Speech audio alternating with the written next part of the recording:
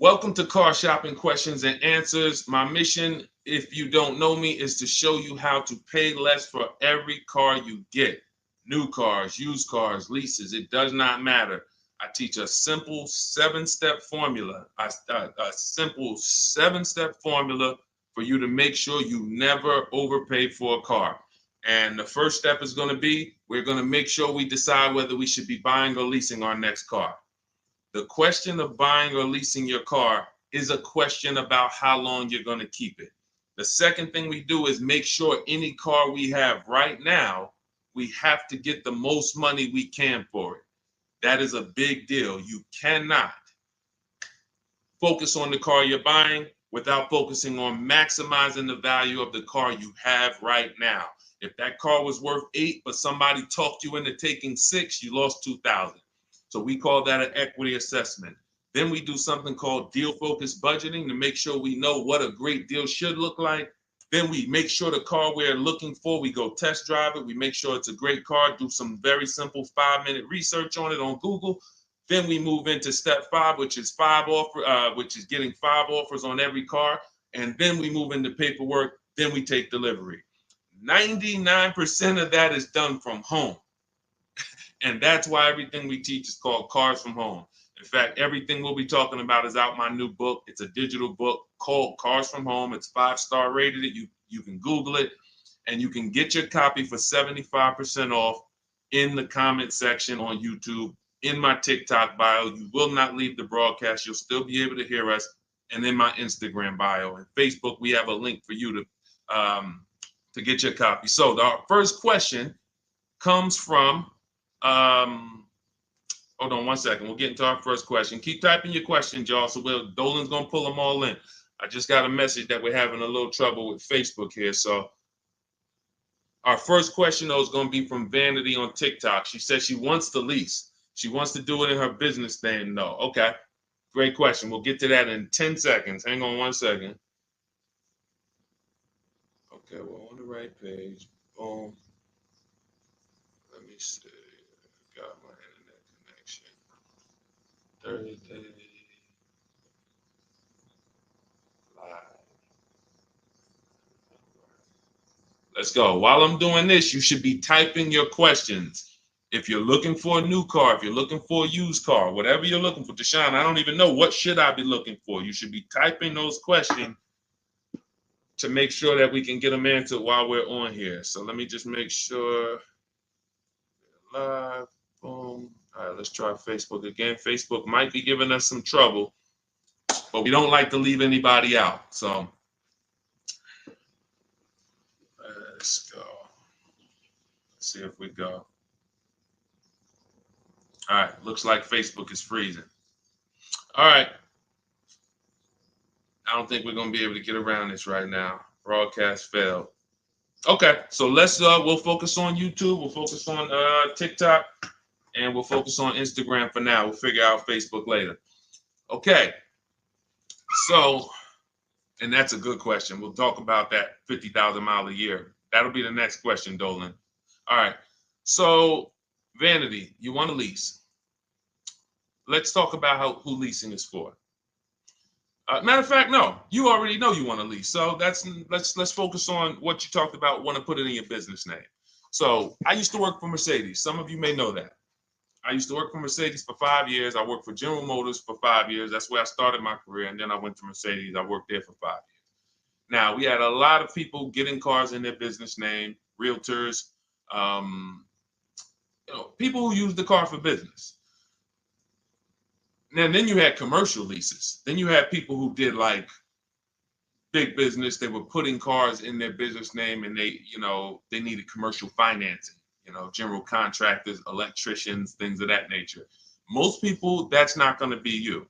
You're like the realtor. You are using your car and you're trying to see, well, can I put it in an LLC? Now, here's the problem that you need to make sure this is not you. We've never seen a day where anyone can come on and make a video, and if that video scratches the people's ear, if it's like, oh, that sounds like something I want to hear, then it could do well, and it could be totally wrong. So we have people telling people you can put cars in your business name. but the car is not going to be used for business. And here's the problem. When the IRS comes to audit you, they're not going to be around. So what you need to make sure of is if you are putting your car in your business name, you're actually using it for business. If you go and you get a couple hundred or a couple $1,000s a year in write-offs because the car is in your business name, and then you're audited and they ask you, well, what do you do with the car?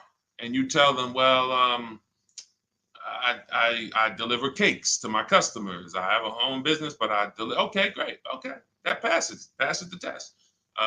Talk to your accountant. Talk to your accountant about this because I'm not an accountant.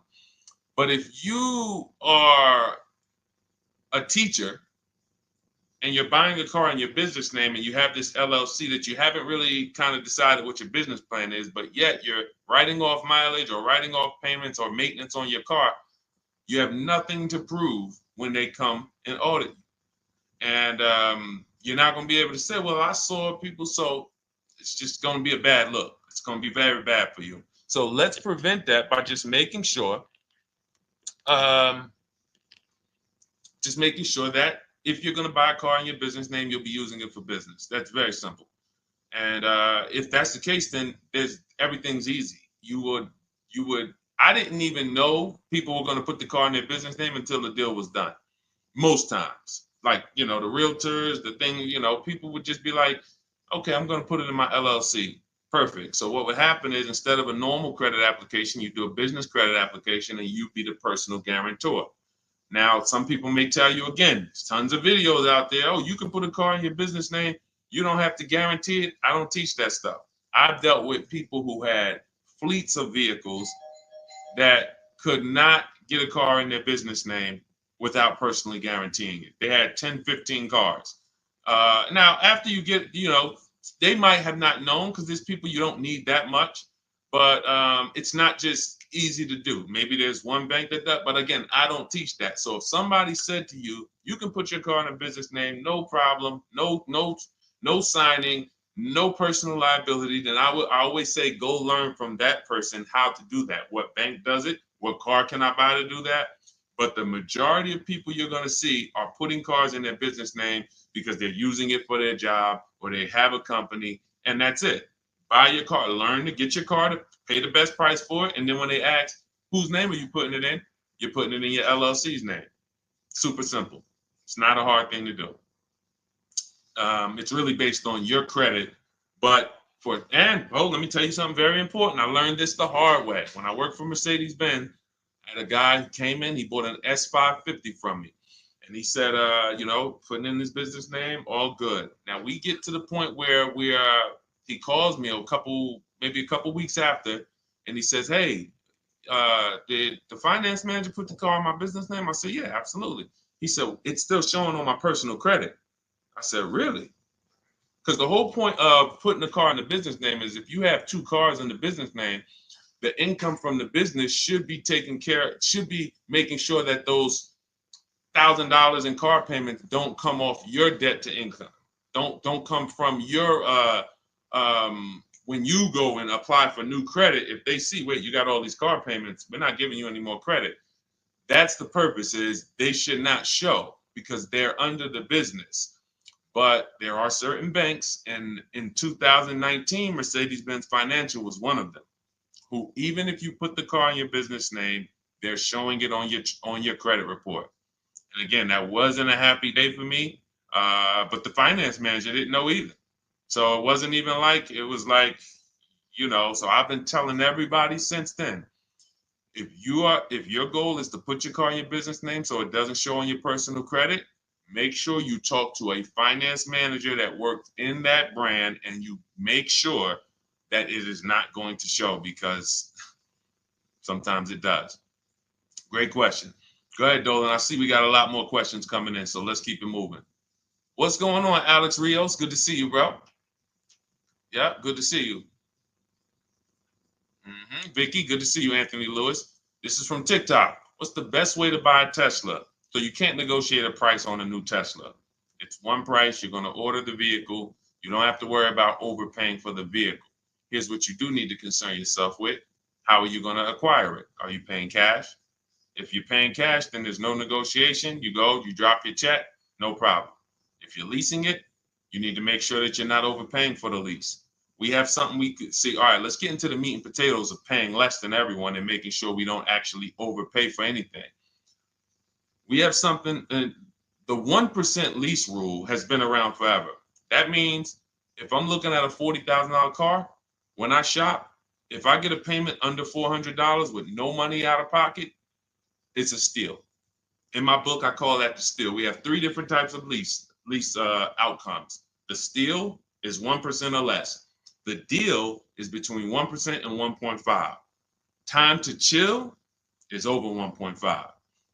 So, because I saw these people signing terrible lease deals. If you look at your payment, divide it into the MSRP, take your down payment out of it. You got to put your down payment back into, you got to do some math to say, all right, what would it have been if I didn't put that 3,000 down, that 5,000 down, and you just do like a sign and drive?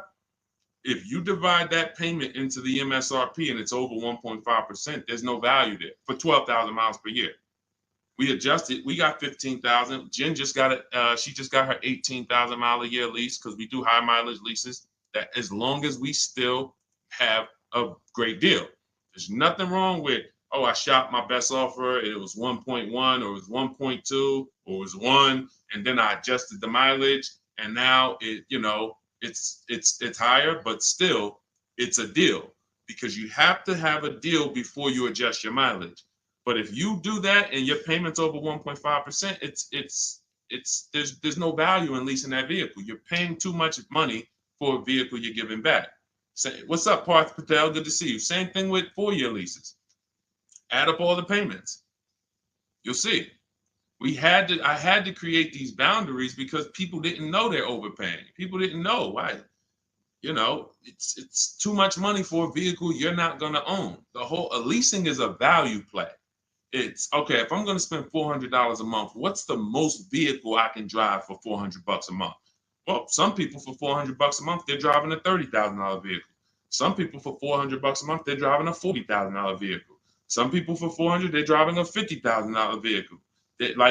There are people who, the better lease value you get, the more value you have. It's just, leasing is a value play. So when you add up all these payments, that's what you need. So that's what you need to concern yourself with if you're going to lease the Tesla. And if you're going to finance it, then you need to make sure that you are doing what we call the bank bidding war. I teach this in my book. If you want a copy of my book, you won't pay the $97 price. We have a book launch offer. It's 75% off. You can get your copy in the comment section on TikTok, on YouTube, or in my TikTok bios, or in my Instagram bio. It'll be in your inbox in literally 2 seconds. In fact, as soon as you pay, on that thank you page, you get 2 very important things. One is the link to open the book. I also email you a copy. And then I tell you, screenshot that page so that you can have the support email. I also have the support email for my team on the screen here on YouTube. This is only for book deliveries. Do not write us with questions. We have, this is how we help people. We have our boundaries of how we help people. I don't take questions from email. That is to make sure you get your book, just in case you type your email wrong. But in there, I teach something called the bank bidding war. So the bank bidding war is when we make banks and lenders compete for our loan. Rates are high right now. Even when rates are low, though, you should be making, you know how many banks and credit unions want to compete for your loan, but you're not giving them a chance? What's up, Jakara? You're not giving them a chance? There's tons of banks around us, online banks, credit unions, and you're just only going to Navy Federal, or you're just only going to the dealership. If you save 1 point on it, if you buy that Tesla and you save 1 point on your interest rate, that could be over $1,000. If you overpay, depending on your loan, if you're going like $50,000, 2 points could be $3,000, $4,000. So we take, in order for you to get a great deal, remember this, and then we'll pull up the next question. In order for you to get a great deal, I'm gonna make this very simple for you. You have to know that there are 3 transactions to every car deal.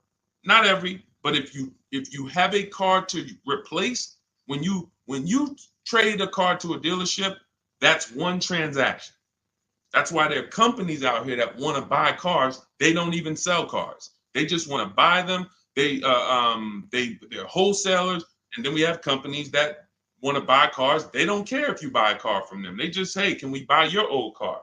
That's one transaction. Then there are banks who want to lend to you.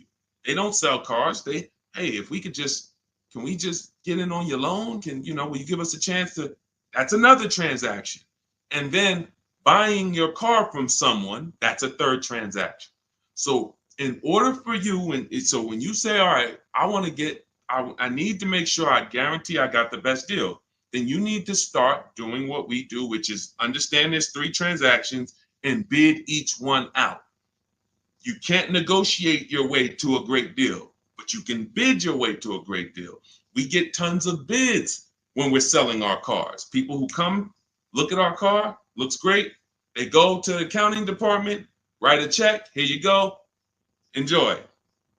Then we bid out our bank, our loan. Hey, and they allow you to do this. The dealers don't want you to know this. The banks don't even want you to know this. The banks really don't want you to know this. They allow you to bid out your loan. You can have 15, 20 lenders within a certain period of time. We do it. It takes us 2 days. Once you get your car, you can have multiple lenders access your credit and give you loan offers. Multiple lenders. That doesn't mean you go to dealership to dealership to dealership and let them all run your credit. That's not rate shopping. That's car shopping. That when they look at your credit report, they're like, okay, this person's going to every dealership they can and just letting everybody run their credit. That'll drop your credit. But finding a car, locking it up, in your case, it's going to be a Tesla, if that's where you go, and then coming home and saying, okay, now let me let Chase run this. Now let me let community credit unions get a shot at it. Now let me let Navy Federal. And hey, now let me let Lightstream. And I have resources I recommend in my bank. In my book. No one pays me. None of these companies pay me. I hold myself to being a journalist in the purest sense. No one's paying me to get mentioned. This is who we use. This is who I use. So we have to know who these companies are and give them a shot at our business. And then we see, then the dealer might have 13 more banks. Then some people would say, oh, I don't let dealers run my credit. Well, you don't realize something. Dealers have tons of leverage with banks. Dealers can call because they give banks millions of dollars in loans a month. So they can call if they're trying to beat a rate. If you come in, hey, this is my rate, 6.2. Oh, listen, I need to beat this rate. The problem is when you go and let them be your first offer. So when you get your Tesla, if that's what you decide to do, you need to make sure if you have an old car, you're bidding that out. CarMax, Driveway, Carvana, Kelly's Blue Book Instant Cash Offer, AutoNation, and Car Gurus, 6 offers in 20 minutes. Competing offers. CarMax, I'm going to say that again. Listen, everybody who's been on the stream, again, if this is your first time here, type the number 1. But even if you go credit union, see, understand, somebody said go credit union. If you're not making people compete, you can't. If you came out your credit union and you said, all right, I just got a loan here. If I said, hey, bet me $1,000 you couldn't get a better rate, would you take the bet? Probably not. Because you only let one person have a shot at your business. You don't know if this other credit union could have beat that. You don't know if Chase Manhattan could have beat that. You don't know if you did. There's 20 people that want to do business. So just to go in and say, all right, well, that's the credit union, I'm going to go with them. If they win the bid, then they got the business. But welcome to the first time people. What we do here is we bid. And you're going to learn that that's the easiest thing in the world. That's why car shopping from us. Look at people like Tote, BMW, $54,000 BMW, $690 a month, 1.26. She did it from home. Did it from home. Ended up saving $8,500 off, including the rebate. $8,500. Look, Benita, during the pandemic, I would love to honestly get someone on here who leased a Kia Telluride during the pandemic. I would love to see if your paperwork, if you did a no money down deal, I guarantee you're paying $800 a month, 700, 800, potentially 900 a month. Bonita got hers for 600 a month.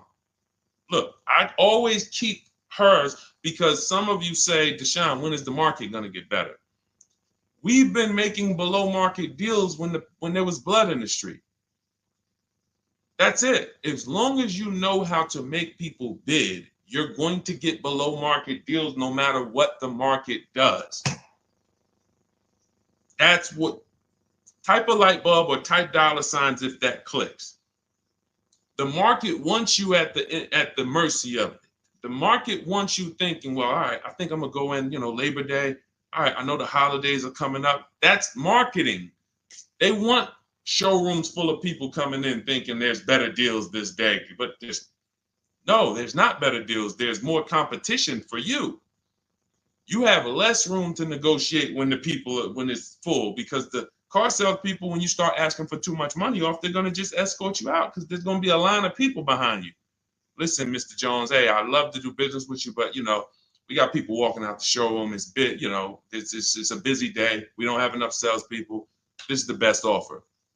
It's less leverage when you go in there on a weekend. It's less leverage when you go in and the place is full. It's all perception. They're ringing bells. Ding, ding, ding, ding, ding, ding. You're like, okay, everybody's buying a car. I don't want to leave here without a car. That all works against you. That's why it's not about the market.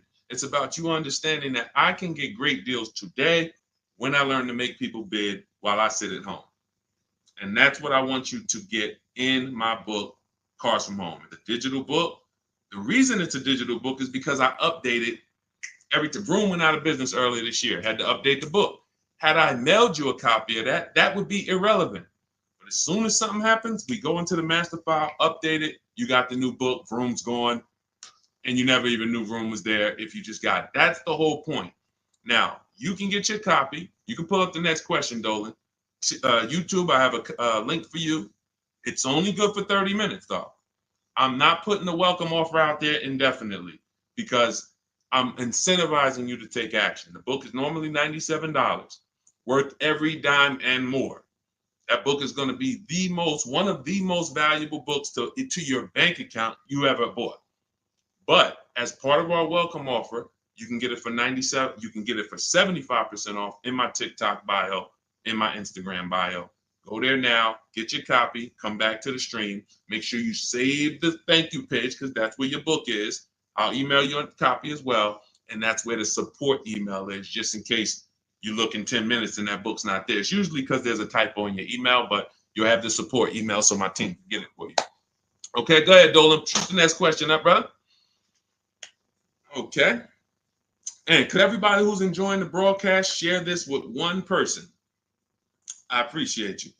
Gail from YouTube, how are you? Should age be a factor if you lease or finance? That's a great question. Oh, she's 70 years young. No, it's only a matter of how many years you're keeping the car. I'll give you an example. Felicia came in she started working with us, pandemic. I might have a picture of her BMW she got. She never thought she could afford a BMW because who knows how every $5,000 on a car loan is about how much per month. And this is why you'll understand leasing, if you're not keeping your cars 8 years, is going to allow you to drive cars that you didn't think you could drive before. I had 4 Infinities that I leased. Before I bought this Infinity truck, I had 4 that I leased. And I know I'm talking to some people and you're like, Deshone, I was taught never lease cars. If that's you, be honest. Type I was. Type, me or I was. You were taught never to lease. I want to tell you that the people who taught you that, the people who programmed you, Dave Ramsey might have been one of them. Dave Ramsey does a great job helping people get out of debt, helping people invest in the stock market. God bless Dave Ramsey. He's helped a lot of people do that. But when it comes to cars, he has cost you more money than he's going to give you back.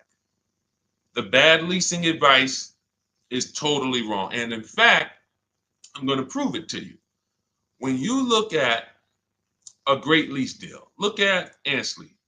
Ansley gets a 2024 QX60 Infinity $58,000 truck. He's paying $554 a month. Every $5,000 on a car loan is about $100 a month. So when you walk into a car dealership and you're shopping, you're looking at a used car, you're looking at a new, when you see $10,000, you should think to yourself $200 a month. You see, oh, I see you asking 25 grand for that. You should think $500 a month. Oh, that's a $50,000 vehicle, $1,000 a month. Because here's why that thinking will protect you, because that's based on a 5-year loan. The max I'll ever recommend you go is on the 6 years. You can go 6 years. But anything longer than that, now you're in the 40-year mortgage category. What do you mean 40-year mortgage? Who didn't know that there were 40-year mortgages available? I'll do you one better. Did you know there's 50-year mortgages available? Did you know that? Who right now would sign up for a 50-year mortgage? Anybody? We got a bunch of smart people on here. Anybody signing up for a 50-year mortgage? No? Okay, I didn't think so. So when you go in and you see $1,000 car and you say, all right, every 5,000 is $100 a month. That's gonna cost me about $1,000. If you go in there like a lot of people do, and this is again, look, I gotta break the bad news to you. I know that some people like Deshone, I don't like bad news, and you're not gonna like what we do here. That's just it. But here's the thing: I don't leave you there. I give you the bad news to try to show you how much money you're losing, so that you can actually snap into it and get serious about this and start winning the way we win. If I just come to you and say, you're doing so good, your car deals are just so good, that used car you bought, man, you really paid a great price for it. You really got a quality car. You got a below market deal, but let me help you do better. You'd be like, no, I'm actually doing good. I have to come to you and let you know that if you don't know the new price of the used car you bought, you don't know how much it was when it was new. How do you know how much discount you saving? All of these things that is like bad news first, that's what we got to do. So when you say if you don't know that every 5,000 is $100 a month, here's what you do. You go into the dealership and you say, all right, you look at the same $50,000 car that should register at about 1,000, and you say something like this. Could you get that to like 700, something like that? Okay, how much money could you put down? I could probably put down like 10. Okay, even if you put down 10. Now that should, in your mind, if you went from that 50,000 to 40, you should be like, okay, well, even if I put 10 down, I'm still going to be around 800. But here's what they're going to do. They're going to put you into a loan that's so long, you're not going to even realize it. And I've had people come to me with cars and they're like, D, man, I think I'm ready to switch this car, man, but the dealer telling me I can't get out of it. I said, all right, how much you paying? All right, payment's not too bad. All right, you know how many years, how long is the loan? Oh man, I ain't even asked. Okay. You already telling me where we're going. This is gonna be bad. Man, you in a 96-month loan. You in an 84-month loan. That's what not having these things in mind becomes. So going back to Ashley here, if he walked in to get that same 2024 Infinity that he just leased for $554 a month with, look, first month's down, first month payment, he gave him $554, drove off in an almost $60,000 car. That would be $1,200 a month almost. $1,200 a month. I told you, 4 leases I had. Just Infinities. I had a G62 and then I had a Jeep Grand Cherokee as well. But 4 Infinity leases, these were $40,000 cars I was driving for under $400 a month. Cars that would normally cost, cars that people are out here paying $700, $800, $900 a month for. Because they believe the never lease a car lie. They believe, oh, leasing is renting. Okay, well, I'll be renting for 3 years and then I'm gonna go and switch it up, do something else, keep all this money in my household. You go ahead and do that. Oh man, the car broke down. Man, yeah, man, it's 5 years old. Now, oh, you don't have a warranty? Nah, the warranty just expired. All right, man, listen. You go ahead and do that. That's why I say to people who you believe they owe you money. Just learning about deal structure, you'll be like, that's why I tell you, you can't get a great deal if you should have leased what you bought. So, Gail, to answer your question, no, has nothing to do with age, has everything to do with you asking the first question in my book, the most important question, which is, how many years am I going to keep this next car? That's the question you ask yourself. If y'all are enjoying what you're seeing on TikTok, could y'all keep tapping the screen, run those likes up? Can we get those likes over 1,000, 2,000? Let's just run the likes up if you're enjoying what you're hearing. That's the issue. You always ask yourself, this is the question you ask yourself, all of you who are car shopping right now, how many years am I keeping the next vehicle? And if it's 8 or more, then you're going to shop for a below market purchase, new or used, depending on your budget. If it's less than 8, if you're like, I'm honest, man, I don't think I'm going to keep this thing 8 years. You should be shopping for a below market lease, and it's not even close. It's not even close. All right? Doesn't have anything to do with your age, Gail. Go ahead, Dolan, shoot the next one up. All right. Great questions today. Keep typing your questions, y'all. We'll get to as many as we can before the stream ends. All right. This one's from YouTube. I drive up to 50,000 miles a year for gig work. I would like to lease. Here's the problem. High mileage leases are a thing. So we get a chance to dispel a myth right now, which is, oh, that leasing, they limit you on mileage. You choose your mileage. Most vehicles will write you a lease contract up to 30,000 miles per year. And I learned this when I was a manager at Hyundai for 6 weeks. It was a rough dealership. It was on the highway. People were fighting in the back, drugs in the back. It was rough. So 6 weeks I was there, and then I was like, all right, this ain't for me. But in that time, I learned something that I had never learned before, being with GM and with Mercedes. Person comes in, they drop off their lease, and they're like, I go in, we got to get the mileage off the car. And I see it's like 72,000 miles on the car. And I said, wait a minute, hold on. You lease this? He said, yeah, I always lease, because every time I used to buy my cars, I come back 3 years, 4 years, I always had tons of negative equity. I had to write a big check or roll that over, which I know because this is what I was doing with my clients. Every single car, hey, you got like $8,000 negative equity. You got to roll that over. But once I saw how he was doing it, I said, wait, hold on. I looked at his contract. He was only paying like $175 more a month than the normal lease rate. Literally $175 more per month. He gets 25,000 miles a year.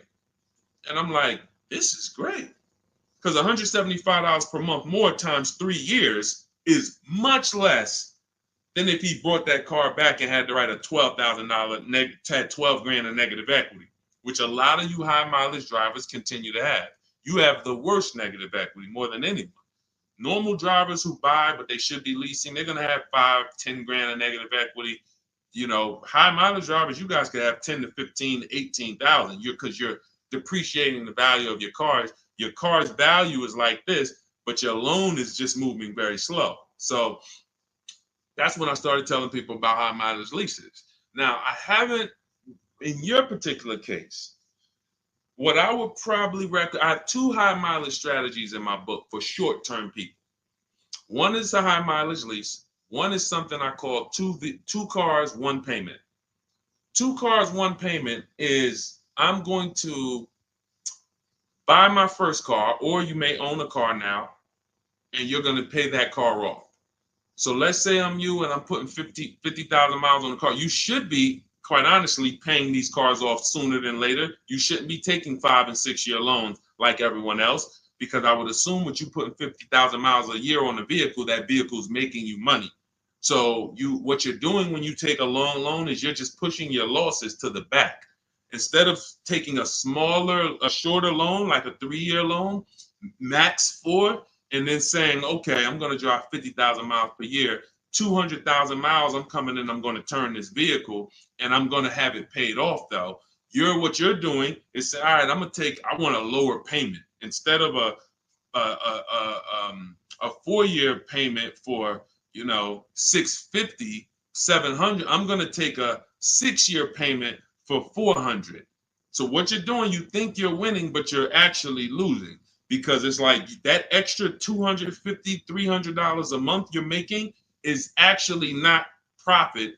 You're just you're pushing your losses to the back, because when you come back in 4 years and that vehicle has 200,000 miles on it, it's going to be worthless, but your loan is going to be like 17 grand still. You're going to owe so much more money, and you're like, wow, what do I do with this now? You have to roll it over. So the solution would be to take a shorter loan, take a shorter loan, and then turn the cars when you're ready to. They're paid off though. So it's a couple years old, it might be worth 5 grand, 7 grand. So now instead of you actually having negative equity, taking losses in the back end, pushing that loss to your next vehicle because you're rolling it over, you actually have an asset now, 5 grand, 6 grand, 8, that you can use towards your next car. But it's all about knowing I'm going to take less profit per month. I'm not going to take the most profit per month and think that I'm going to be able to do this. So now, if you say, if the 2 cars, 1 payment strategy is, you would actually pay off 1 car and then you lease a nice car. So you maybe lease, once my first car is paid off, it has 2, and that first car needs to be something that is known for going 300,000 miles. Literally, very, very important. That first car, you need to, it's Honda, Toyota, something that you can look at the records and say, yeah, these cars go 300,000. Because once you actually get that 300,000 on that car, you still may want to keep it because it's highway mileage. It's highway mileage.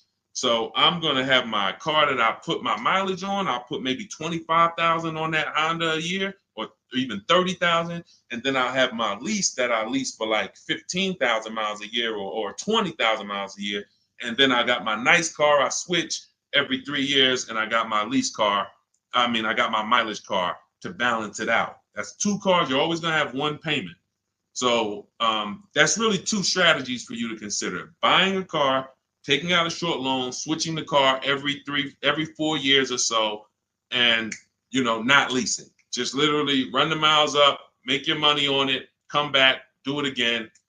But do not buy these cars and put 5 and 6 and 7 year loans on them at all.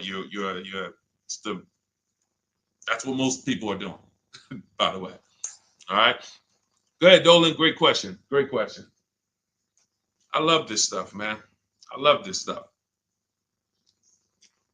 Kino, I see you.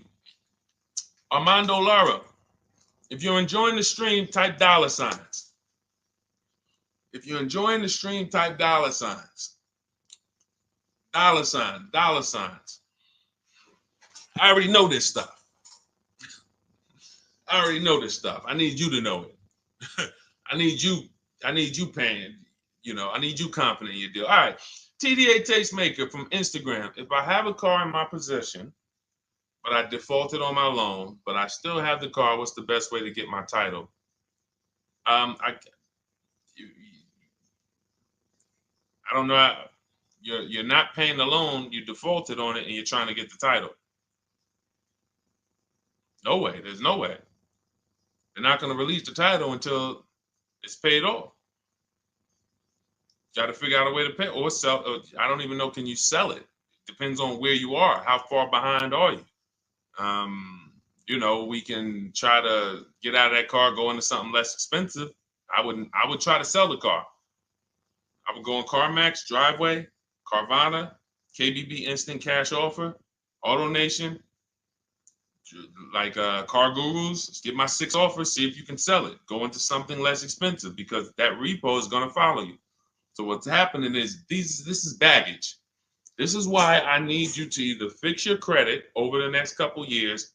You can follow Shonda Martin. Y'all know I recommend her all the time. She's just like me, but she does credit. She'll get on, tons of hours of information. She helped me, just little tips she helped me. I went like another 50 points on my credit score, just stuff I didn't understand because I don't study credit. You know what I mean? I'm not an expert in credit. Even though credit involved, think about that. Credit is a big part of what I teach.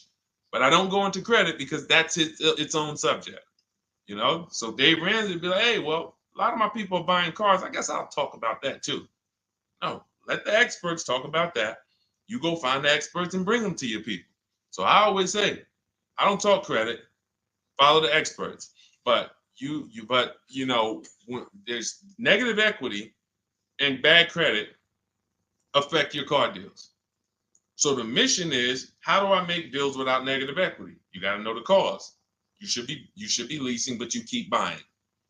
You should be shopping for below market leases, paying cents on the dollar, but you keep buying. Second cause, the second thing affects your deal is bad credit.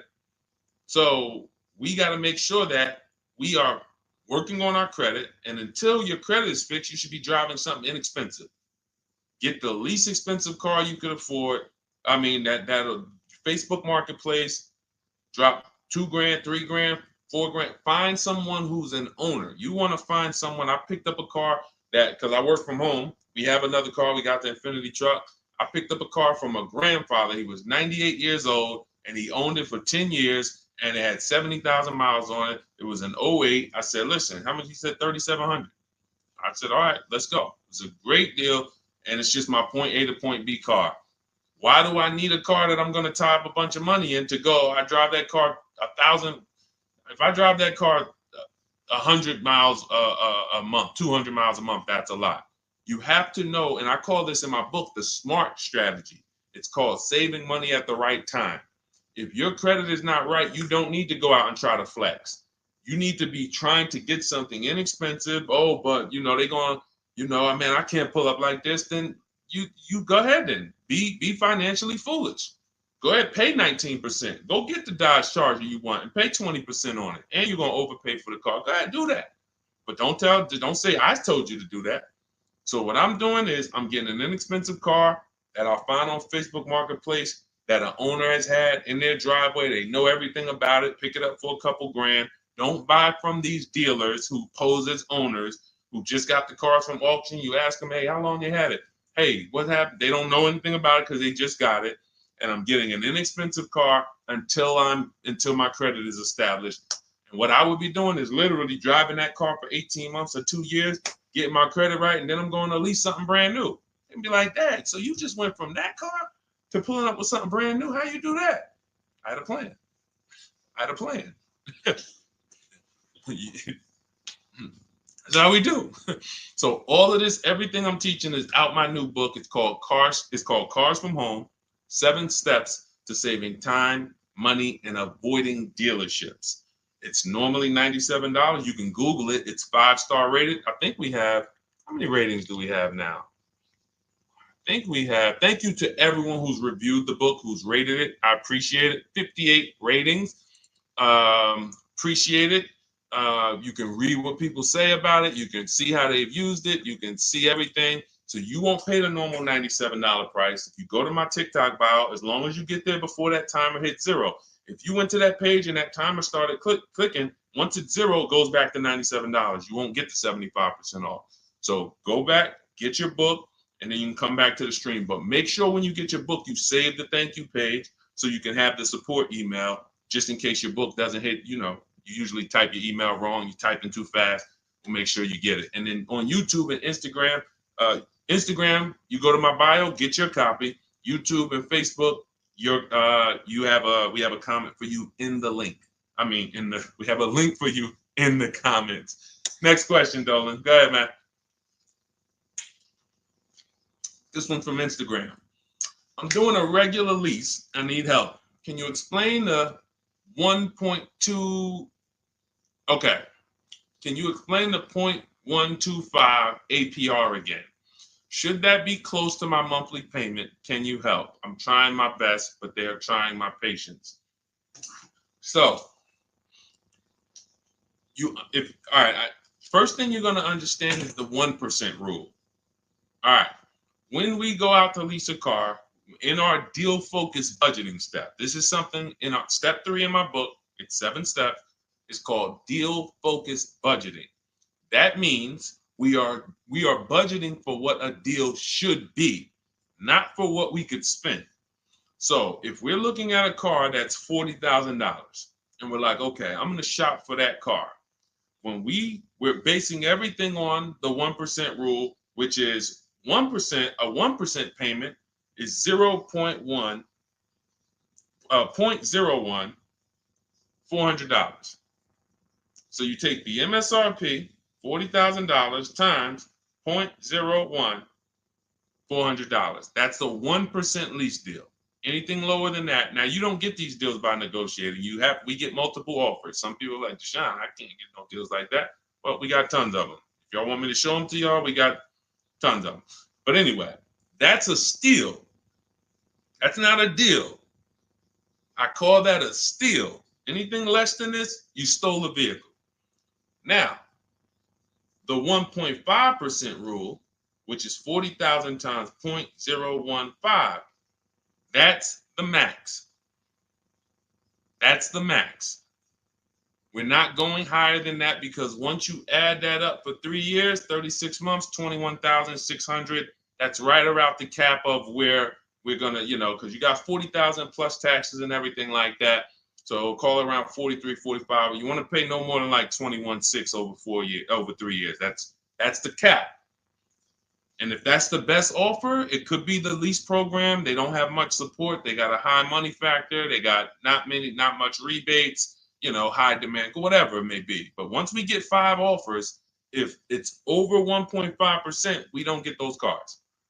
So now what this person's asking about is that middle point, which is 0.0125. So we take the 40,000, we say 0.0125, that's going to be 500. So anywhere under 1.5 is a deal. Anywhere under 1.5 is a deal. The lower it is, the better it is, the more value it is. But the lower it is, how does it get lower? You're not negotiating it lower. You're getting once you see all your offers, if your offers, and again, I don't know your name because it's not on here, but if your offers aren't $175 to $200 a month difference, then you didn't shop right. When you're looking at those 5 offers, thank you. I see everybody sending gifts on TikTok. I appreciate it. I forgot. And can y'all double tap the screen? Just get those. Can we get to 1,000 likes on here? Can we get to 1,000 likes on here? Can we double tap? Can we just keep tapping the screen? If y'all enjoying y'all spending time with us, can y'all help us get to 1,000 likes? Appreciate y'all. So this is where this is a midpoint. But here's what you don't do. You do not go into the, y'all done flew. Y'all about to fly past 1,000. Look, on 10 seconds. Shout out to TikTok. Appreciate y'all. All right, so you don't go in a dealership and say, oh, well, get me to this. I want to be at 1.25. I want to be at 1.5. No, you don't do that. Because here's the thing. Ansley, he got a 1% lease deal on this Infiniti. Look, Jen on her Subaru. She just on her Honda CRV hybrid. She got a 1.3 lease deal, $512 a month, $40,000 vehicle. You don't go in and say that. You shop the offers from home, and if y'all want to do it manually, you can talk to sales managers. You can try to get this done manually. We do this totally by email without talking, because I know you probably don't like talking to car dealers. Am I right? Would I be right by assuming that? So she didn't know that her lease was going to end up at 1.3 when she shopped. Ansley didn't know it was going to be 1%. Look, Kimberly got a Maserati. Let's go to some luxury vehicles, because sometimes people think, oh, well, remember, I worked for Mercedes before I came and started teaching. So the formulas are the same, whether it's a Bentley, whether it's a Rolls Royce, the formulas and the principles don't change of multiple offers. Look, Kimberly gets a Maserati. She's paying, it was a $91,000 vehicle, 92 almost. She's paying $944 a month for it. It's a Maserati Grecal Modena, $92,000 vehicle. She's paying $944 a month for it. She didn't know that she was going to save $20,000 off. This is the other post. Look, she didn't know they were going to knock $20,000 off the selling price. You don't know that. You come in, you trust the process, you get the multiple offers, and then you look at the best offer. If the best offer, whatever the best offer lands at, as long as you see a bunch of other higher offers, now you know you shopped the market correctly. You found the 20% dealer, we call them, that beats all their competition, and now there's your deal. This is for new cars and leases. Used cars, different strategy. Different, still multiple offers, multiple options, but it's a different strategy. That's in my book too, but I want to make sure you understand this. That is how you do it. The 1.2%, 1.25 is just a middle ground, but when you shop your offers, just make sure they're all under 1.5 and then pick the best one. If the best offers is over 1.5, you got 1.6, 1.7, 1.9. That's a bad lease program. That means there's no support there. As long as you see a spread, if there's no, like, man, all of these offers are over 1.5, it's a bad lease program. High interest rate, probably terrible residual, no rebates, no incentives. That dealer who's the lowest is discounting the car. It's not their fault. They can't help the lease program. So the better you get, the better the lease program is. When you shop, you'll be closer to 1. The tighter the lease program is, when you shop, you'll be closer to 1.5. But as long as you're under 1.5, it's great value, much better than buying, paying cents on the dollars. It's a win. All right. Go ahead, Dolan, shoot the next one in. And I think y'all see, I have to answer these questions thoroughly. If y'all will want me to zip through them, let me know. Type zip or type either Z for zip through or D for details. You know, because listen, I'll run it however y'all want it. If y'all want me to do these quick, don't go into the details, just kind of give us the zip answers, then I'll do that. But I see a lot of people talking about, okay, they want it in detail. Perfect. That's what I thought. So we're gonna keep it going that way. Now, T, on TikTok, you said, "Can you do my deal for me?" So here's the thing. People say, "Deshone, can you come to the dealership with me?" I don't go to dealerships. That I'm trying to get you not to go to dealerships. So, but we do have a look. If you can go to my TikTok bio, you can see there's a button there that says "Shop with Deshone," and you can see if you qualify to shop with me. Because everything I do is from right here until we go test drive. Until we go test drive. So, but if you want to learn how to do what I do right here, and you want to do it together, go see if we qualify to shop with each other. I don't shop with everybody though. I can't. So go there. That's a separate thing. And let's go. I think we got time for a few more. This one's from Instagram. I'm looking at a 2024 Mazda CX-5, $39,445. I see a fee listed. What is silent security? That's what 80% of dealers do. See, don't try to change 80% of dealers. They are going to actually charge you as much as they can. When you negotiate with them, they're going to say, "This is my best price." They're not lying to you. That's their best price. That's not their competition's best price. So when you're sitting at home, unfortunately, I think you could be from this mindset. Deshone, aren't all the Mazda dealer prices the same? There are people who think that. There are people who think like, okay, it's like the Apple Store. Like Apple Store next to me, Apple Store in Santa Clara, California, Apple Store in here, it's gonna be, these are all the same price. I'm gonna just deal with who's closer. It's like McDonald's, right? Same price here, let's go to the closest McDonald's. Nope, it's totally different. These are competitors. These are competitors, individually owned franchises. They compete against each other and they try to beat each other, which is why when you get to a dealership, what don't they want you doing? I want to give y'all some time to type this in. What don't they want you doing? Once you sit down in that seat, if they can get you to sit down in that seat, which we don't do. We never talk numbers in a dealership. We're there to test drive. What don't they want you doing when you're in a dealership? Y'all don't need to hear this from me. You've experienced it. They don't want you leaving. Thank you, Smokey. Thank you, Smokey. Newberg, yes. They don't want you to leave. Luis Soto, I see you on Facebook. Don't leave.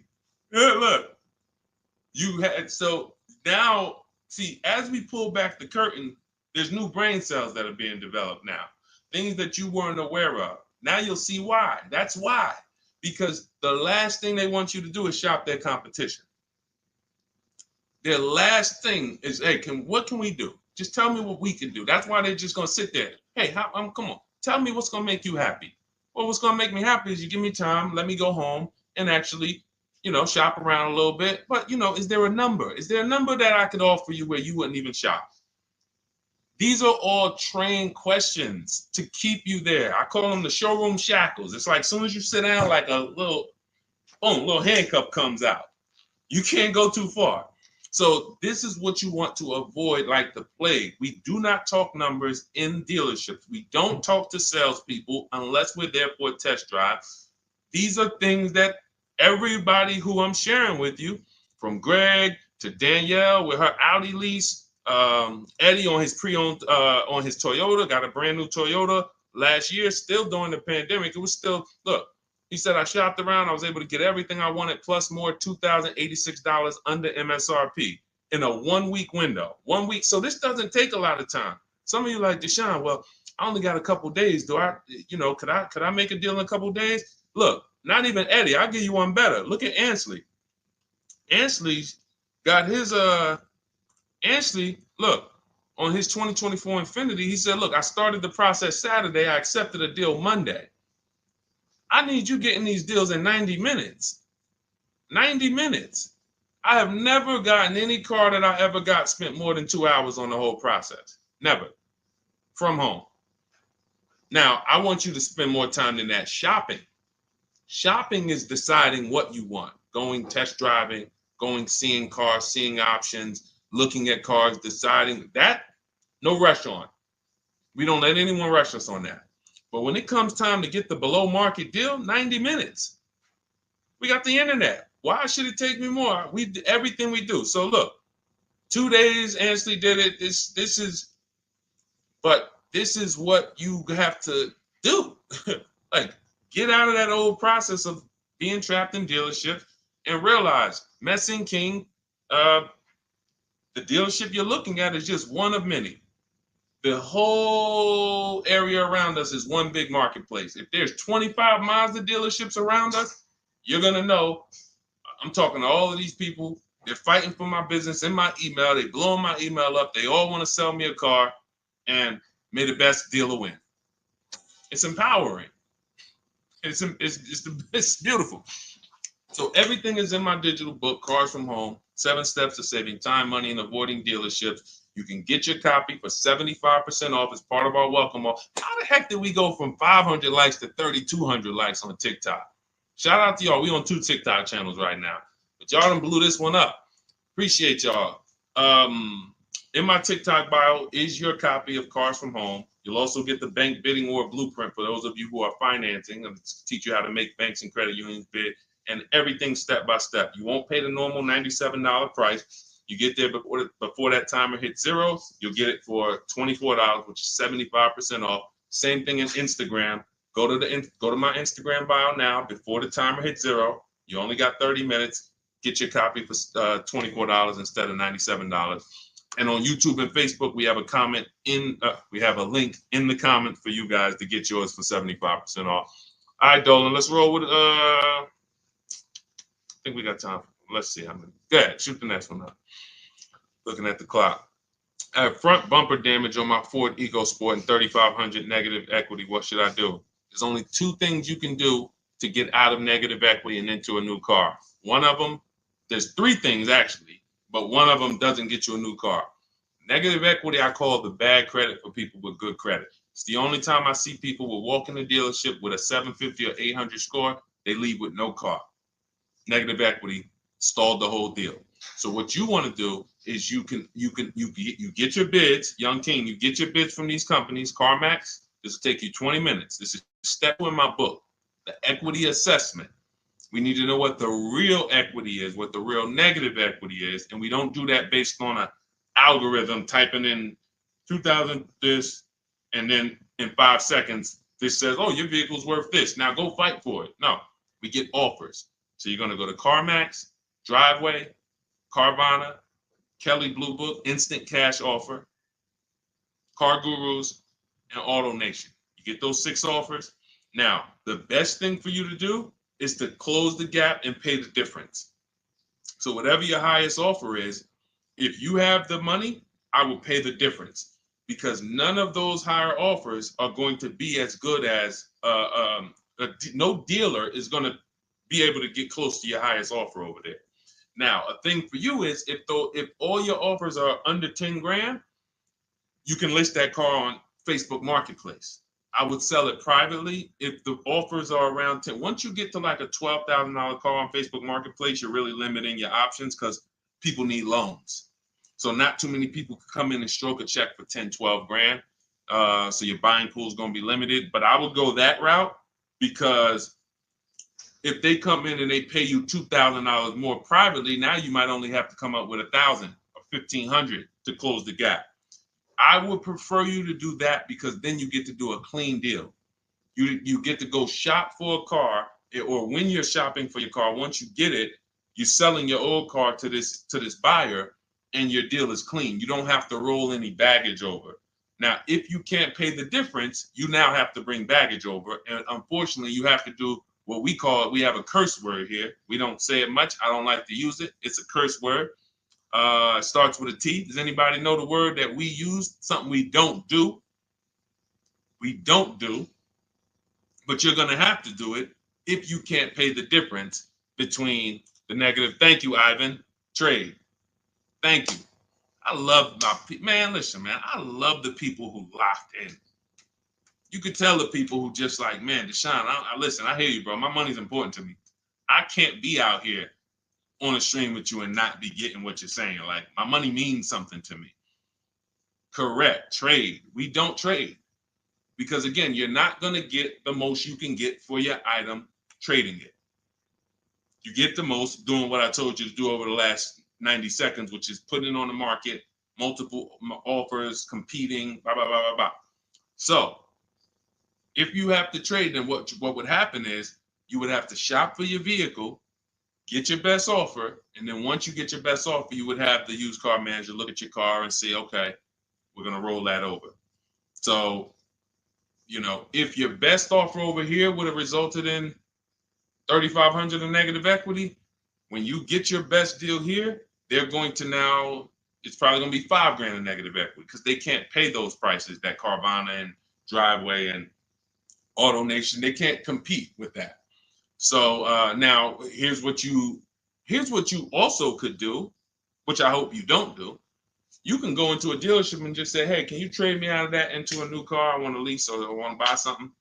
And they'll pretend you won't even understand the numbers. They'll just be like, all right, what payment you want to be at? You won't understand how much negative equity you have. You won't even understand that. Yo, dad, y'all, how I end up with 6,000 negative equity from y'all? Oh, because you just let them merge the deal. You gave them 2 chances. So what we do is we shop for our new car, get our bids, or if we're looking at a used car, we use my multiple marketplace strategy in my book. We get our deal. We find our best used car. Once we lock it up, now we already know those prices. We know what our all-in price looks like, because whenever we get a price, we get it all in, taxes, everything in. And now it's like, all right, can you tell me how much you would pay me for my car? So now it's like, oh, okay. Now you can see, oh, it's 3,200 in negative equity. You need to see the numbers. You don't need to. I want you to see them so that no one can be pulling the wool over your eyes when it should have been 3,200 in negative equity, but they're going to turn it into 6 because you just came in and said, all right, y'all get me into a car. Just make the payment nice. So we always separate our transactions and bid them out, even if we have negative equity. That's not going to change. But in your particular case, if you have too much negative equity, you can't pay the difference. You lose the ability to bid out your car, which is a major part of what we do. We bid out our car so we can maximize that. If you can't pay the difference, you now have to trade, and one step of the bidding process you can't do, which is why I say stay out of negative equity. You should be going into a lease. It's no way. Only people who should be going from negative equity to another finance is if you had an emergency. which means like, okay, Deshone, I had a small car and my wife just had twins. Like, you know, I had a two-seater, I had a coupe. She's having twins. Now we need a bigger car. I was going to keep it 8 years. I was going to keep the car 8 years, pay it off, keep it, but now this doesn't work for me anymore. The next car you buy needs to be kept 8 years, because if you go from negative equity, go finance another car, not lease it, and then take out another 6-year loan, and then 3-4 years in, you're like, okay, I'm gonna switch again. Now more negative equity. Instead of 35, you're gonna be at like 7 or more. And then, oh, let's roll that over. And it's just a repetitive cycle of always having a car payment, never paying the car off, and always have it paying for your old car in your new car. Negative equity, the devil to your car deals. The bad credit for people with good credit. Stay out of it. Learn the lease. All right, y'all. Listen, we just hit the hour mark.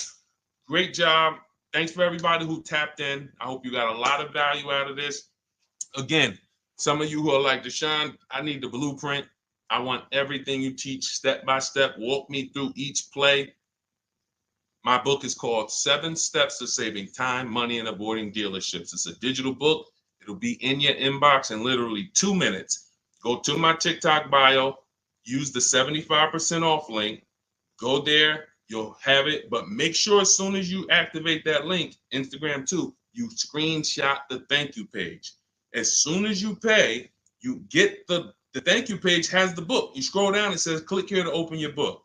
I also email you a copy, but I want you to have that support email just in case you type your email wrong or something and it's not there. You can get in touch with my support team so you can get your book immediately. YouTube, we have a link for you, as well as Facebook in the comments. Use the 75% off link. You won't pay the $97 price.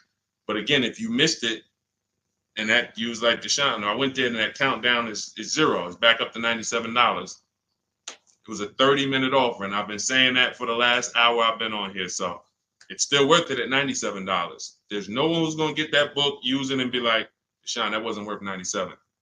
You'll be like, Deshone, this is, I got a bunch of books on here. I'm going to end with this. I got a bunch of books on here. I'm going to be honest with y'all. I can't tell you if any of these books are actually saving me thousands of dollars. A couple. I got some good ones. Don't get me wrong. This will be a book, when you look at all the books you ever got, this will be top 3, guaranteed. Where you said, this book saved me more money than any other book that I own. Top 3. That's Cars from Home. And that's the standard we hold it to. It's already 5-star rated. And if you use it already, please go to Goodreads and add to the ratings. We'd love to see it. All right. I'll see y'all on the next stream. It's always a pleasure. God bless you. Keep winning. And make sure you send me your success stories by email. I want to see your car deals. All right. God bless.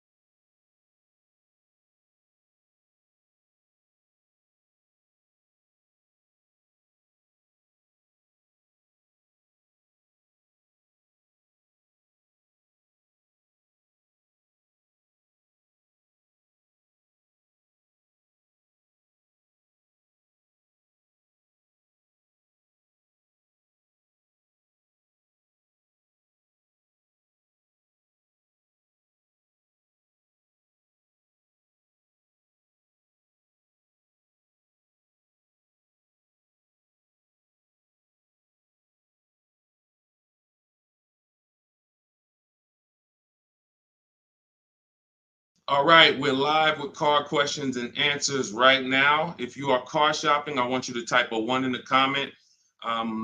Right now, everyone's overpaying for cars. It is absolutely, it's crazy what I'm seeing right now. And as someone who spent 14 years in the car business, I cannot believe that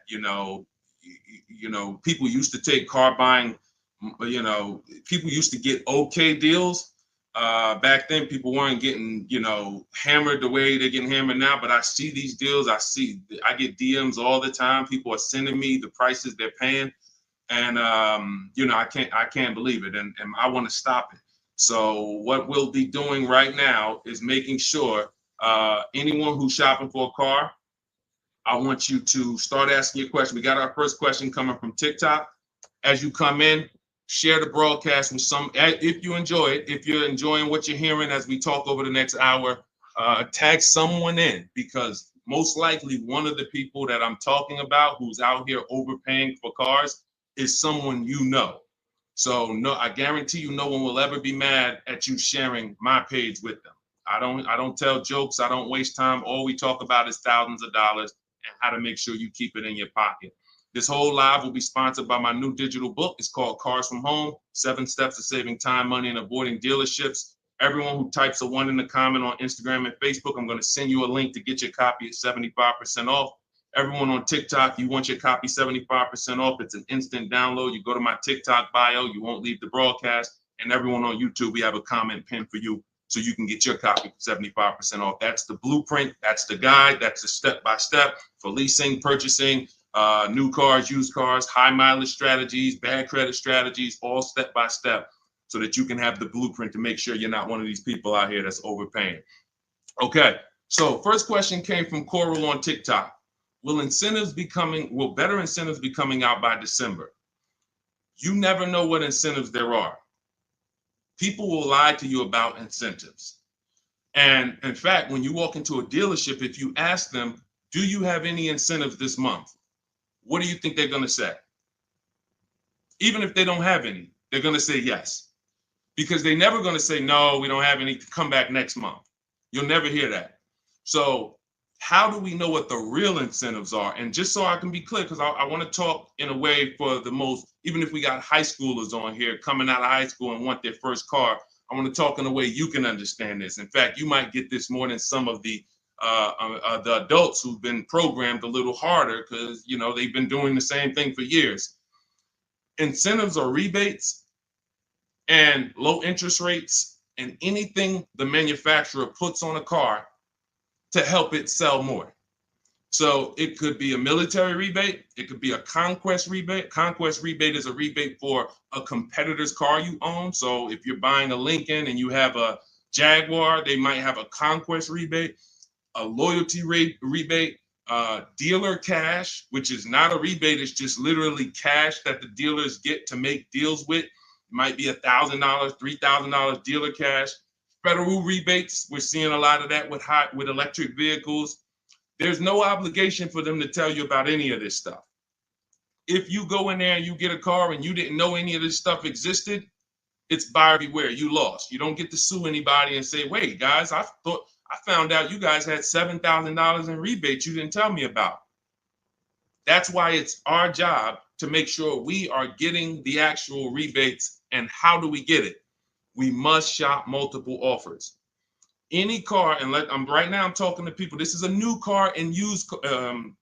Some of the questions that we're going to get are going to be for new cars, leases. Some of them are going to be for used cars. This is a new car question. This is a lease question. Anytime you hear somebody really focusing on incentives, the only incentives you really get for used cars is if you're buying a certified used car, you might see a low interest rate. That's really one of the only incentives. A certified Honda might have a 1.9 interest rate. You're not going to see that. You're not going to see any rebates off a used car. But when it comes to new cars, oh my God, like I said, you could be $5,000, $10,000, $15,000 in rebates. In fact, Sean right here, check this out. Sean, who picked up his F-150 Lightning, I'm showing it on YouTube. So I know you guys on the other platforms can't see it, but on YouTube, Sean got an F-150 Lightning and the rebates totaled $15,500. When I worked for Mercedes, I sold a Maybach. It's actually called Maybach, but you know, most of you guys probably know it as Maybach. It had a $20,000 rebate on it. So if you come in there, somebody asked yesterday, we were live streaming, right? And the guy's like, how do I get them the invoice price? Invoice price, that's 2004 internet stuff. Without knowing that you're getting the biggest discount and all the rebates, you got nothing. And that's what you need to know. How do you do it? You got to realize 4 out of 5 dealers are going to lie to you. They're not going to tell you about all the rebates. They're not going to tell you about some of the rebates. They might say, hey, we don't have any rebate. And then later they'll bring them. The only way for you to get them is for you to get multiple offers so that you can see that. I always suggest 5 offers. I have a strategy in my book called the 25 to 5, where we connect with 25 dealers online. That gets us 5 offers. If you want to do it manually, you can pick up the phone, you can call, only ask for sales managers. Do not deal with salesmen if you are going to do this, because then you're going to be, I'm telling you, I spent 14 years in this business. Only if you're going to do it my way, you'll do it only by internet, no talking. If you're not getting the book, if you don't have my book, then you say, all right, I'm going to do it the manual way. Call, only speak to sales managers, or your life is going to be hell trying to get these offers. And you need to get at least 5, because as I said, once you get one offer and you be like, oh, wait, this person took off $1,000. That's their best offer. Then you get another offer. Wait, this person took off $3,000. That's their best offer. Oh, this person said it's $3,000 rebates and they took off another $3,000. They saved me $6,000. Oh, that's their best offer.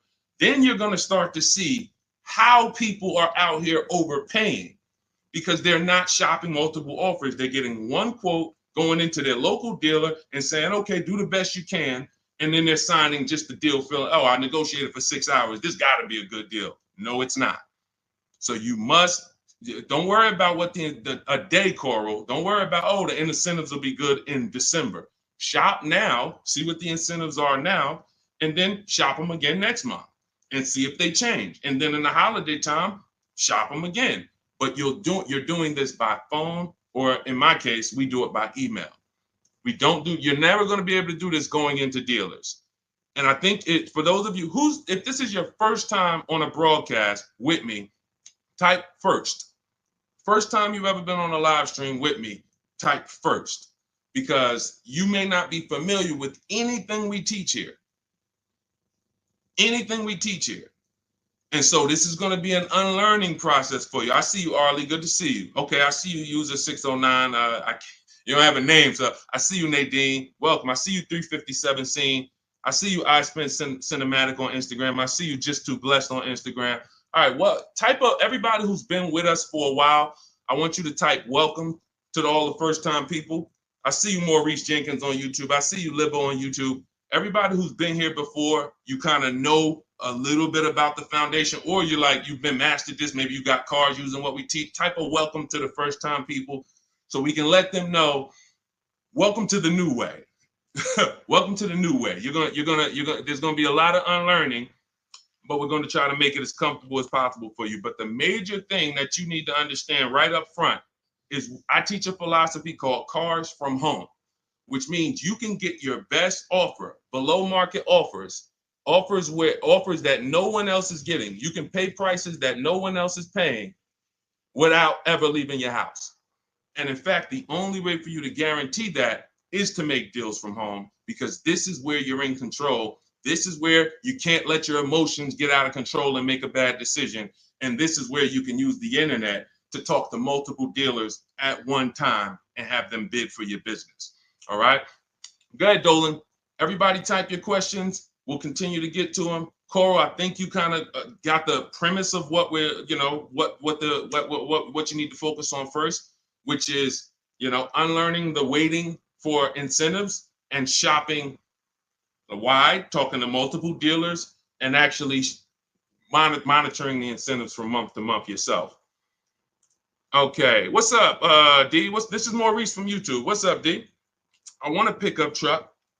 I like the Chevy Silverado. Okay, I know you said not to lease a vehicle you like. Okay. When did I say that? I know you said not to lease a vehicle you like. So I'm getting confused on financing and leasing. Okay. Okay, let me be clear. I never said don't lease a vehicle you like. I know you hear a lot of stuff from me, and that could be you might have gotten confused somewhere. It's all good. Here's how who's ready to finally put the leasing versus buying to bed forever. If you're ready to put The leasing versus buying. All right, Deshone, I hear, should I lease or should I buy? If you just type ready. If you're like, you know what? I hear videos from you, Deshone. I hear people from, I never used to hear videos about leasing 3 years ago. Now all of a sudden everyone's talking about, hey, you should be considering leasing, ready to consider leasing. I love numbers. And I love making the numbers easy for you. If I can't make the numbers easy for you, then I can't do what I'm called to do. The easy way to know from now on, should I buy or lease a vehicle, is to ask yourself, how many years am I keeping the next vehicle? When you're considering a lease, you're considering how you're going to beat depreciation. I see y'all tapping the screen. Every time you hear something on TikTok you like, just double tap the screen and y'all keep running those likes up. I appreciate it. TikTok brings more people over here. And, you know, I appreciate you guys. You guys help this message spread. You need to ask yourself, this is the first question. In my book, some of you have it, my digital book, Cars from Home. The first question before anything, before what car I want, is how many years am I keeping the next car? Because when you are getting a depreciating asset, you have to look at it like this. Every time you buy a car, I want y'all to think about this. What is this, Deshone? This is depreciation. If you buy a car today for $40,000, how much is that car worth in how much is that car worth in 5 years? Throw some numbers out there. You buy a car today for $40,000 in 5 years, average miles, how much is that car worth?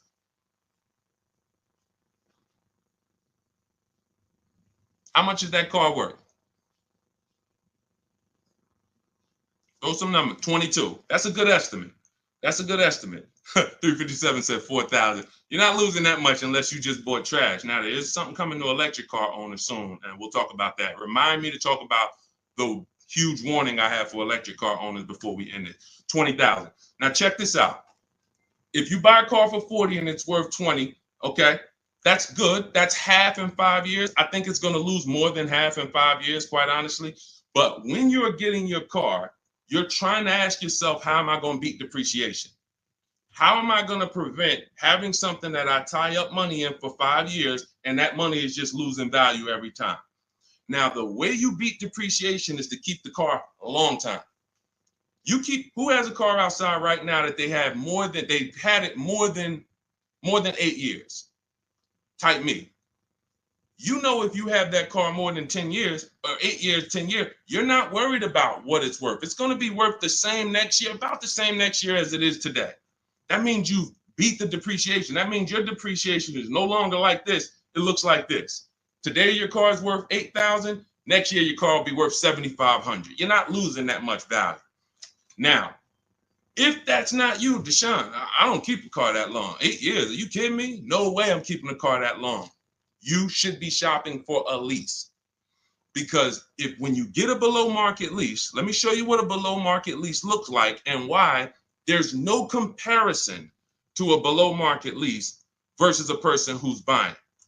I'll take a random deal. Let's take Rosalie's deal. Rosalie she just got an Infiniti. I'm showing it on YouTube. Y'all can't see it, but I'll spell it out for you. She just got a $60,000 Infiniti truck.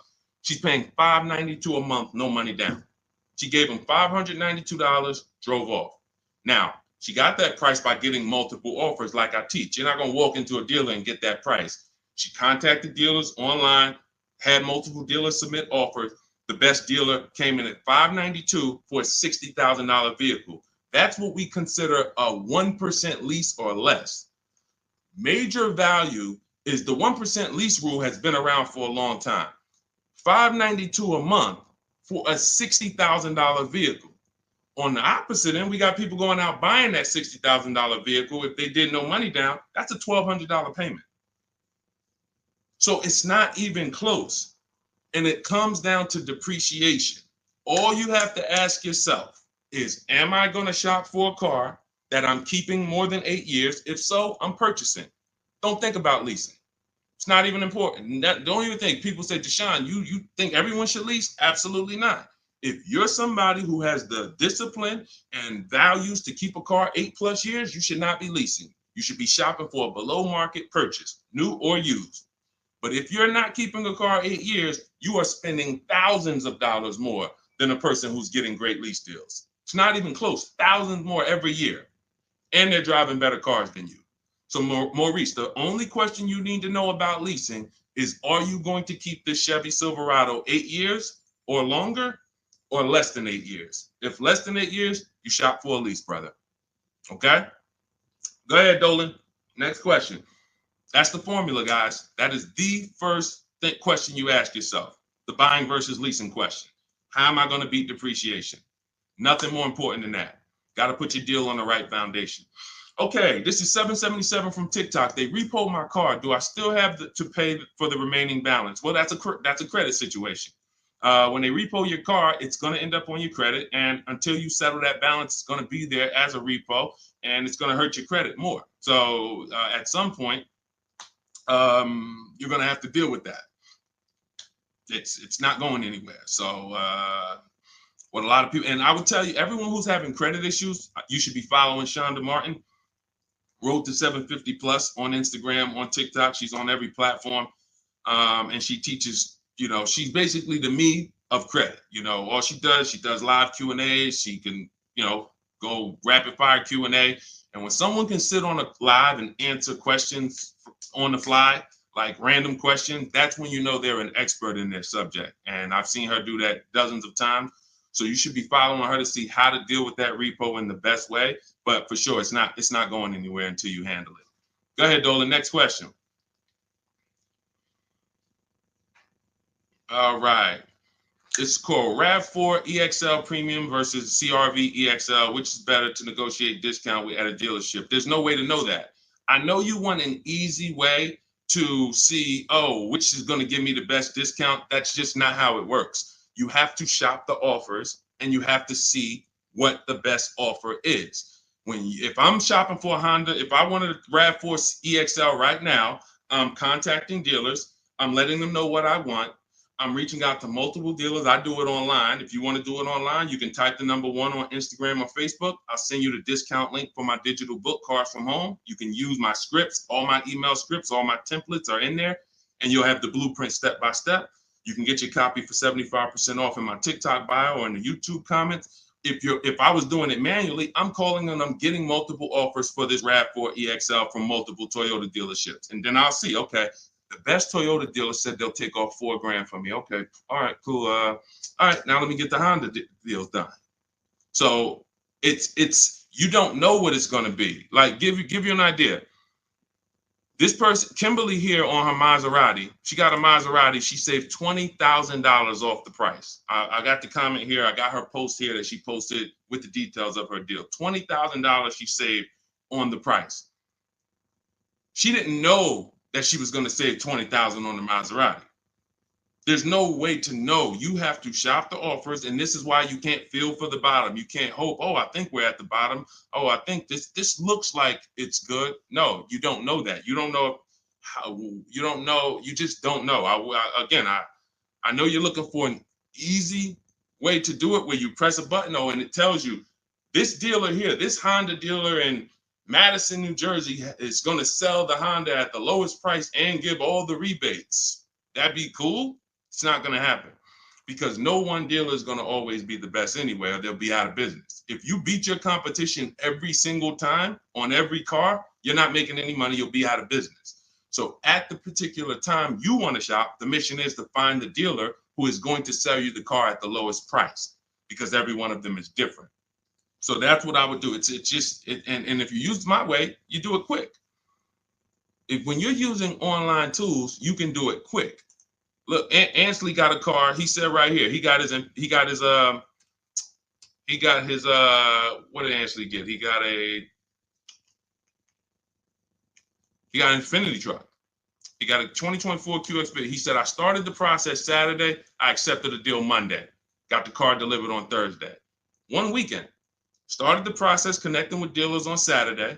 Had offers coming in, accepted an offer on Monday. He got a 1% lease deal, $554 a month on a $58,000 vehicle. You can do this on new cars. You can do this on used cars. You have the internet as at your disposal. You just don't know how to use it. And you have people you have two departments in car dealers. You have what I call the sales floor. That's who I used to work with, the sales floor. Then you have the internet sales department. The internet sales department is to try not to give you a price and to make people who are trying to shop online get frustrated so they eventually come in. That's the goal of the internet department.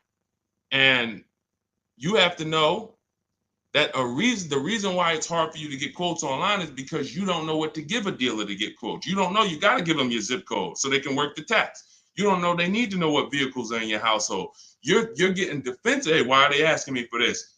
Well, it's because they need this stuff. That's why in my templates, I give you this stuff. They need to know what cars are in your household. They need to know when your deadline is. They need to know what your zip code is. They need to know what credit they should assume.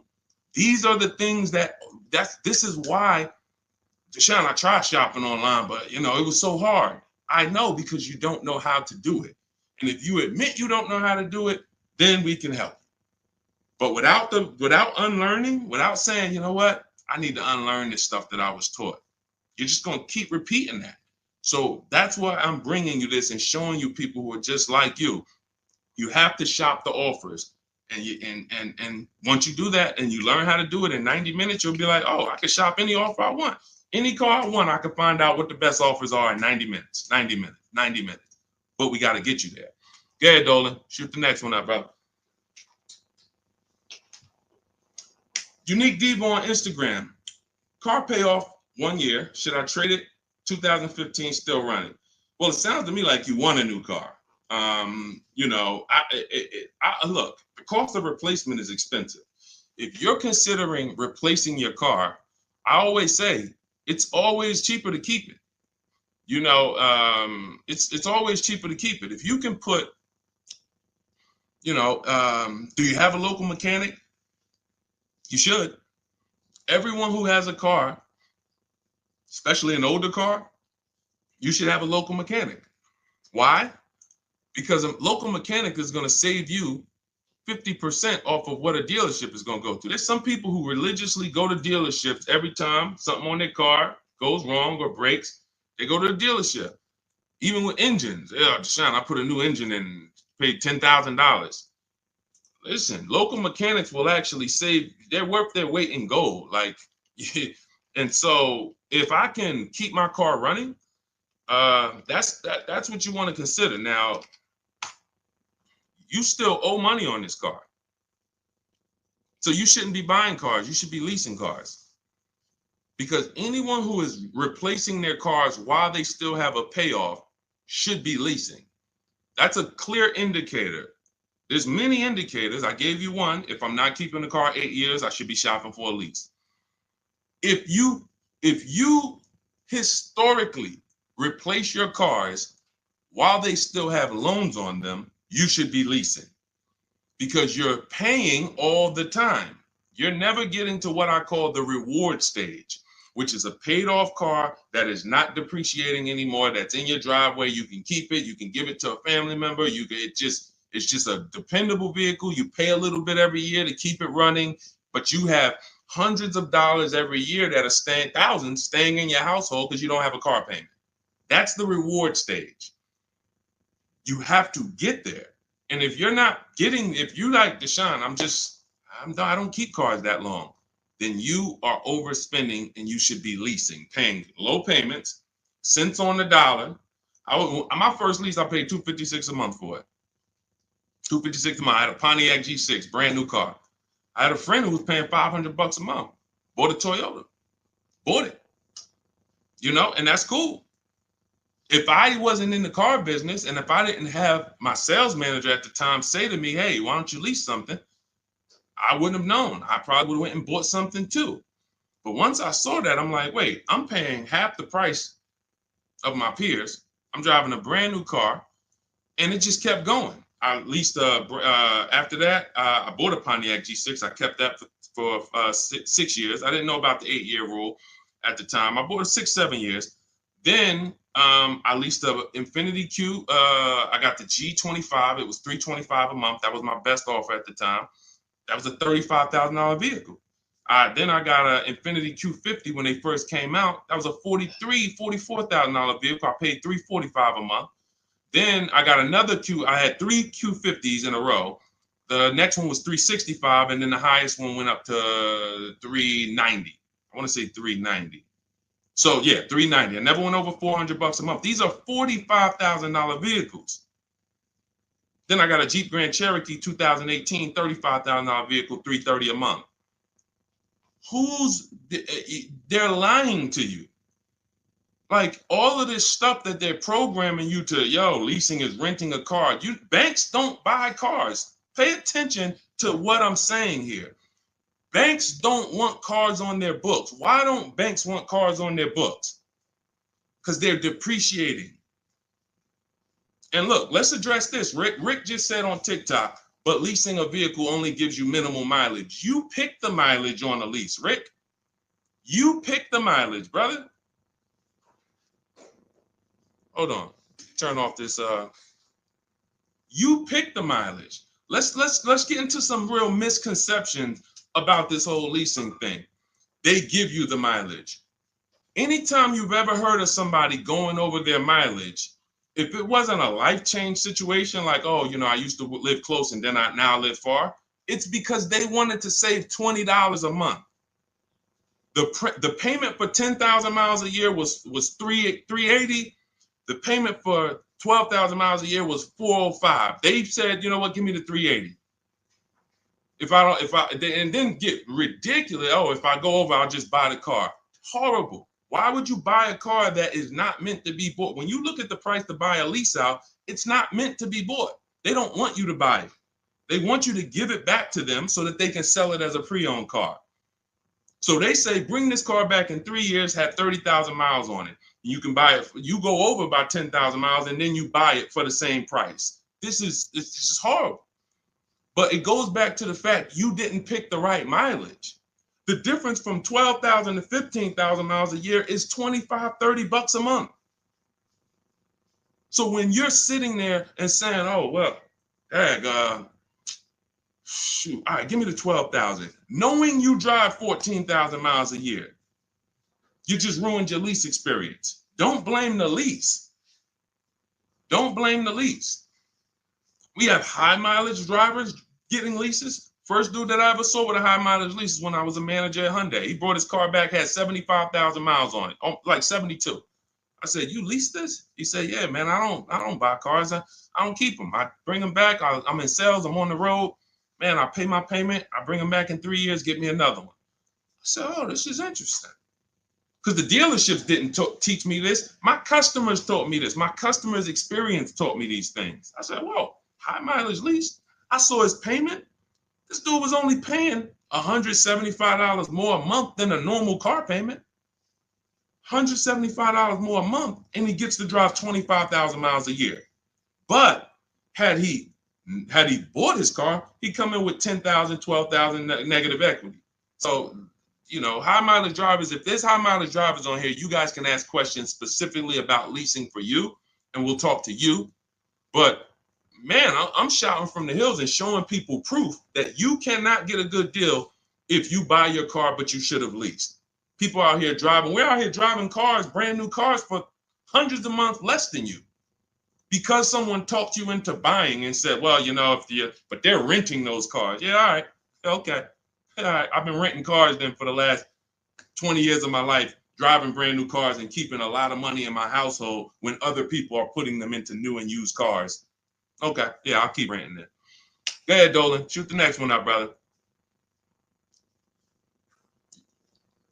Quintel Jameson on YouTube. Can you talk about the best process for turning in a lease and getting a new lease? First thing you want to do is do an equity assessment. Do you have any money you can make on that lease?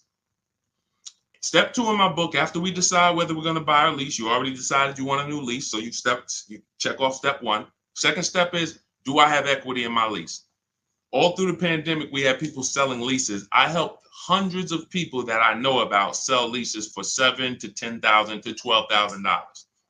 A lot of them you can see in my older videos. They say, yo, man, you helped me make 7 grand. Yo, I sold 2 leases. I made 15 grand.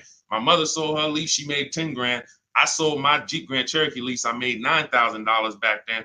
But that's when all the resale values were high. So so we're not making that much anymore, but there's still an opportunity to have equity. And if you drop off your lease without doing an equity check, then you literally are giving money to the dealer. We have to do it. And here's how you do it. You call your bank, you ask them what your payoff is. Once you get your payoff, then you call and you go to these 6 websites. You do this in 20 minutes. Go to Carvana.com, go to CarMax.com, go to Driveway, go to KBB Instant Cash Offer. That's going to connect you with a local dealer online to put a price on your car. All of this stuff is instant. And these are all companies that you go to, you look at they look at your car, they say, okay, looks good. They go to the accounting office, they come back and give you a check. It's that simple. AutoNation and Car Gurus, we get 6 offers because everything we do is a bid. Like in the Cars from Home way of getting cars, the way we guarantee we got all the money and we saved all the money and we paid less than everyone is we get bids. Online systems allow you to get bids. When you shop on Amazon, that's a bidding system. That's a bidding system. The real estate market at large is a bidding system. They use competition to create the price. The only industry that doesn't is the car industry, but we do it. Cars from Home, we do it. So you're going to get those 6 offers and you're going to see, can I break even selling this car? Can I make 1,000, 2,000, 3,000 selling this car or more? Some of you have a lease and you didn't drive that much. Deshone, I had the lease. I only put 5,000 miles on it. You should be selling that lease and putting some money in your pocket before you go into your next lease.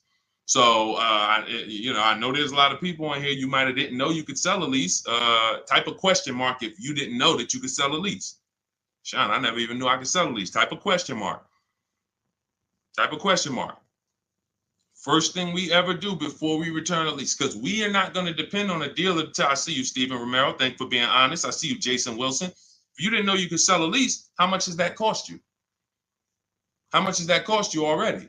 I see you, Rick. Shout out to the people being. I see you, Stino, Cat Mom. I see you, Quintel. Yeah. So what we do before I will never return a lease, and we do this about 6 months out before the lease is up. We do this equity assessment. It's the second step in my process. All of this is in my book. If you guys want if you're like, Deshone, I want the blueprint. Give me the step-by-step. That's my new digital book, Cars from Home.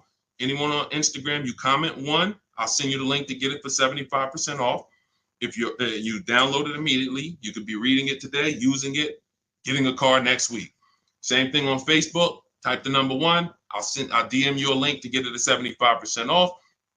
And if you're on TikTok, go to my TikTok bio. Now, this is only for 30 minutes. This is a welcome offer for my new book. This isn't like, oh, we don't, just 75% off. This is what I do as a welcome offer for everyone to give you an opportunity. You won't pay the normal $97 price for the book. You'll get 75% off of that. And you'll have the strategy step by step. And on YouTube, we have a comment pinned for you. So you want to get your payoff. But now, very important, Quintiel, when you go on those websites I just mentioned, those 6 websites to get those offers, when they ask you, do you own the vehicle? Are you leasing it? Or are you financing it? Just type own. You want to know, what would you pay for the vehicle? When you call your bank, you're going to ask them, do I have a third-party restriction? So you're going to get your payoff. You're going to ask them, do I have a third-party restriction? If they say no, that means you can sell direct to the highest bidder. If they say no, there's no restriction on who you can sell. You can literally sell directly to them and get your check. If they say you do, and there are companies like Toyota, Chase, there's a couple leasing companies that don't have third-party restrictions. But if they say you do, now you can't sell direct to those people. You can sell direct to a dealer that makes the same brand. So if Honda has a third-party restriction, you can sell to a Honda dealer. And that's when we have conversations with a used car manager. Again, we don't talk to salespeople, y'all. We don't talk to salespeople. They're here to make your life hard because they're trying to fight for their money. and it's all good. I give you ways to, that's why the book is called Cars from Home, 7 Steps to Saving Time, Money, and Avoiding Dealerships. You need to avoid dealerships. When you're in a battle, a sparring battle with a dealership or a salesman, you're going to lose. It's a psychological war, and they do it 3-4 times a day. You do it 3 times, you do it 1 time every 3 years. So when the way I'm teaching you to do it, I'm never sending you to do battle with these people. So if you have a third-party restriction, we're now calling local dealers asking for the used car manager. We're getting offers from them, and then we're going to sell our car direct to them. And that's how we're going to get our equity out. That's if we have equity. That's the equity assessment process. That's how some of you are like going to pick up, that one strategy alone is going to pick up $2,000-$3,000 for some of you. Everyone doesn't have equity. But if you didn't know about equity, just that one strategy is going to pick up $2,000, $3,000, $4,000 for some of you. And over the course of your lifetime leasing cars, that's going to be worth more than that. Because some of your cars will have equity, and some of them have a lot of equity, and some of them have no equity. But if you don't know about it, every single car that you give back to a dealership, you just gave them $2,000, $3,000, $4,000. And then you wonder why they say, good news, we got this deal done for you. You don't even have to put any money down. Yeah, because they're using the money from your old car. So once you assess your equity, that's when we go into shopping for the new car. We got to see if we have equity first before we think about shopping for our new car. That's step 1. Okay? Do that before anything. All right, Dolan, cue the next one out. See, I'm not going to give her, if y'all notice, I'm not going to give her the whole playbook. Why? Just to confuse her? I'm not going to tell her, oh, once you do this, then go do this, then go do this. And then when you check your car, this is how you do your test drives. And this is how you make sure. And then this is how you, why would I do that? I like step by step. Does that make sense? Type the light bulb emoji if you're on a cell phone. Type the light bulb emoji if that makes sense. Why would I give her what to do at step 5? She hasn't done step 2 yet. Get your equity, Quintiel. Find out if you have equity first. Do that exercise that I just said, and then come back and we'll talk about the next step. You come back and say, Deshone, I did it. I don't have equity. Perfect. Now let's move to the next step. Deshone, I did it. Good news. I have $3,000 of equity. Perfect. Now let's move to the next step. Okay. Go ahead, Olin. All right. So here we go. This is Selly H20 from Instagram. My vehicle was totaled this week. Sorry to hear that. Hope you're all right. I'm going to the dealer today. What should I know? The dealer today, there's 17,000 new car dealers in this country, 100,000 used car dealers. Every dealer has a different price. So you're going into what is the benefit to you of going into the dealer? You think, oh, well, I'm sold on my car. The best thing you can do right now is ask yourself the first question. Are you keeping your next car 8 years or not? Are you keeping Selly H on Instagram? Are you keeping the next car you're getting 8+ years or no? Let me know. This is Selly on Instagram.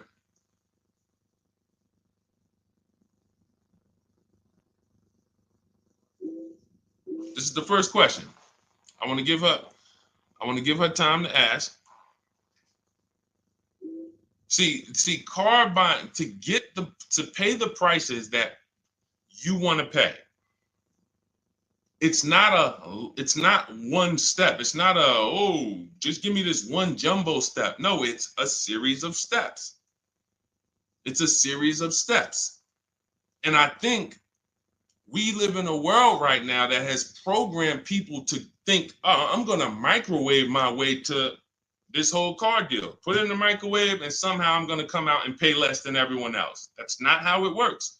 You try that, you're going to pay more than everyone else, like all of these people out here who 9 out of 10 people going into a car dealership. If I was able to say, hey, how you doing? I see you just got your car. How you doing? My name is Deshone. They call me Deshone the Auto Advisor. You mind if I take a look at your car deal? You mind if I just take a look at your paperwork? Sure. 9 out of 10 people, I would say, all right, let me ask you a question. If I bet you $1,000 right now that in 48 hours I could find a deal way better than this that you just paid for, this contract that has your name on it, this is your monthly payment, this is how much you just gave them. Would you bet me $1,000 I can't find a deal way better than this? Not even close, thousands less than this. Most people are not taking the bet. And that's because they don't have confidence in their car deal. There's nothing else in life that you do this with. There's nothing else. You will never start a business and be like, oh, I started this business. Me and my family put up 50 grand for it, and be like, all right, well, did you do your due diligence? Did you, you would be like, yeah, we got an attorney. We did some consult. We took our time. It was a big decision for us. But a car, same 50,000. I'm going to go into the deal. Oh, and I want to make that deal today. It's programming. That's why I represent the unlearn, relearn brand, because I found when I first started teaching this, if people weren't willing to unlearn, those are the people I couldn't help. But the people who, they text me, unlearning. If you're unlearning, type the letter U, unlearning. This stuff is programming. And so I want you to really get out of that programming and realize that your safety is right at home.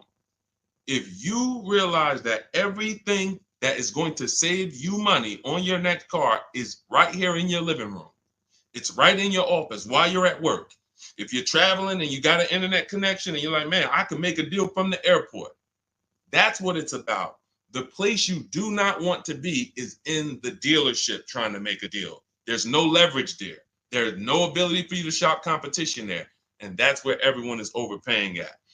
Okay, we just talked about, Brandy, how to assess equity.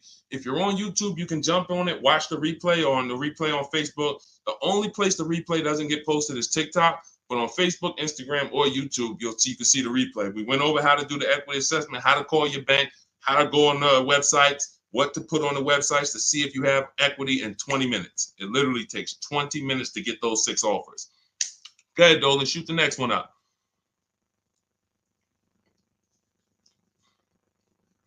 Steven Romero from TikTok, shopping through Carvana.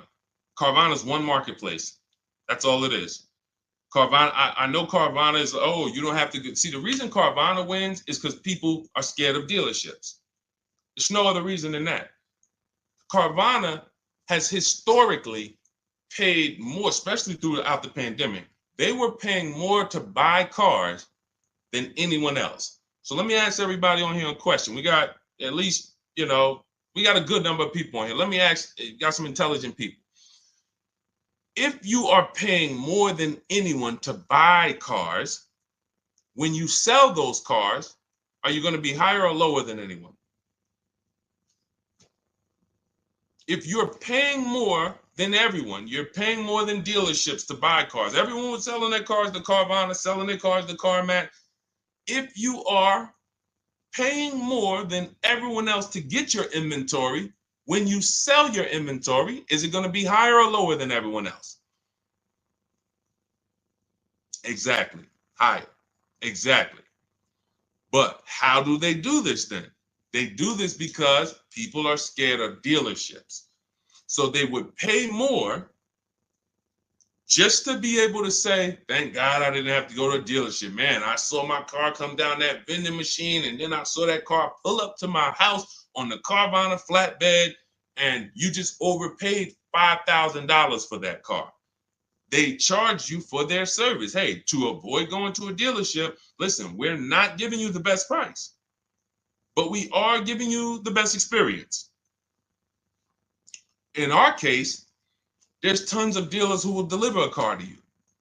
There's tons of dealers who you can have the same experience with. Every time we get a car, we have the same Carvana experience. My experience, the people who, look, everybody who you're going to see me go after right now, and if you hop on YouTube, you'll see this. Look, Tosha's experience, just like Carvana, did it from home. Look, Vincent got his used car, 43% off, 3-year-old Lincoln, 43% off the original price. Got it on, got it from home.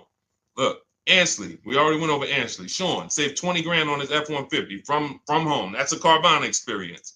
Look, Rosalie, we already talked about her. Carvana experience. Look, Jen got her Subaru, leased it from home. You can give yourself the Carvana experience without paying the Carvana price.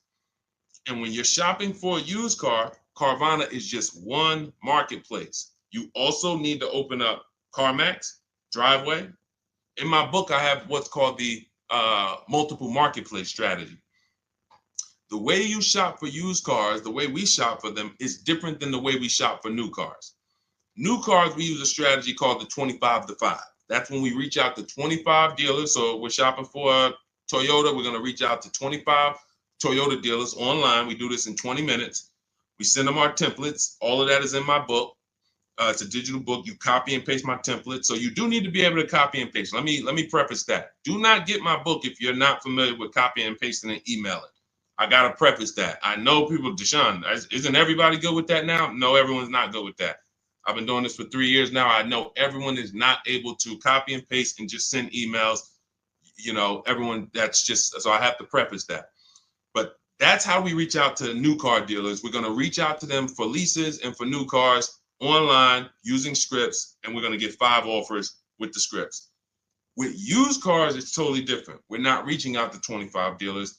Every dealer has their inventory on a marketplace. If they don't have their inventory on a marketplace, do not shop for it. Don't talk to them about it.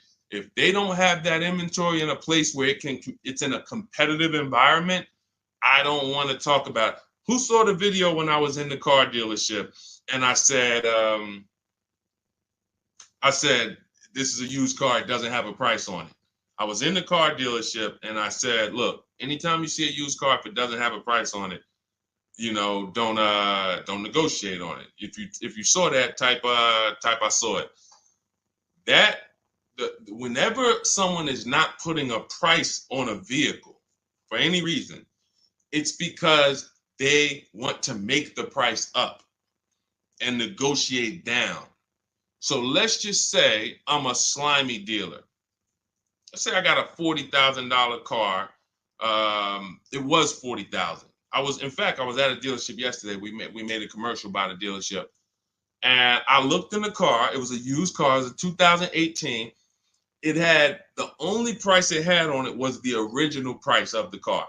So it had literally, it was around a $40-something thousand car. It didn't have a used car ticket, $22,000, nothing like that. So it had a $40,000, and it had all the stuff that was in the car, original. But it's a 2018. So what happens when a person says, hey, how much you want for that car?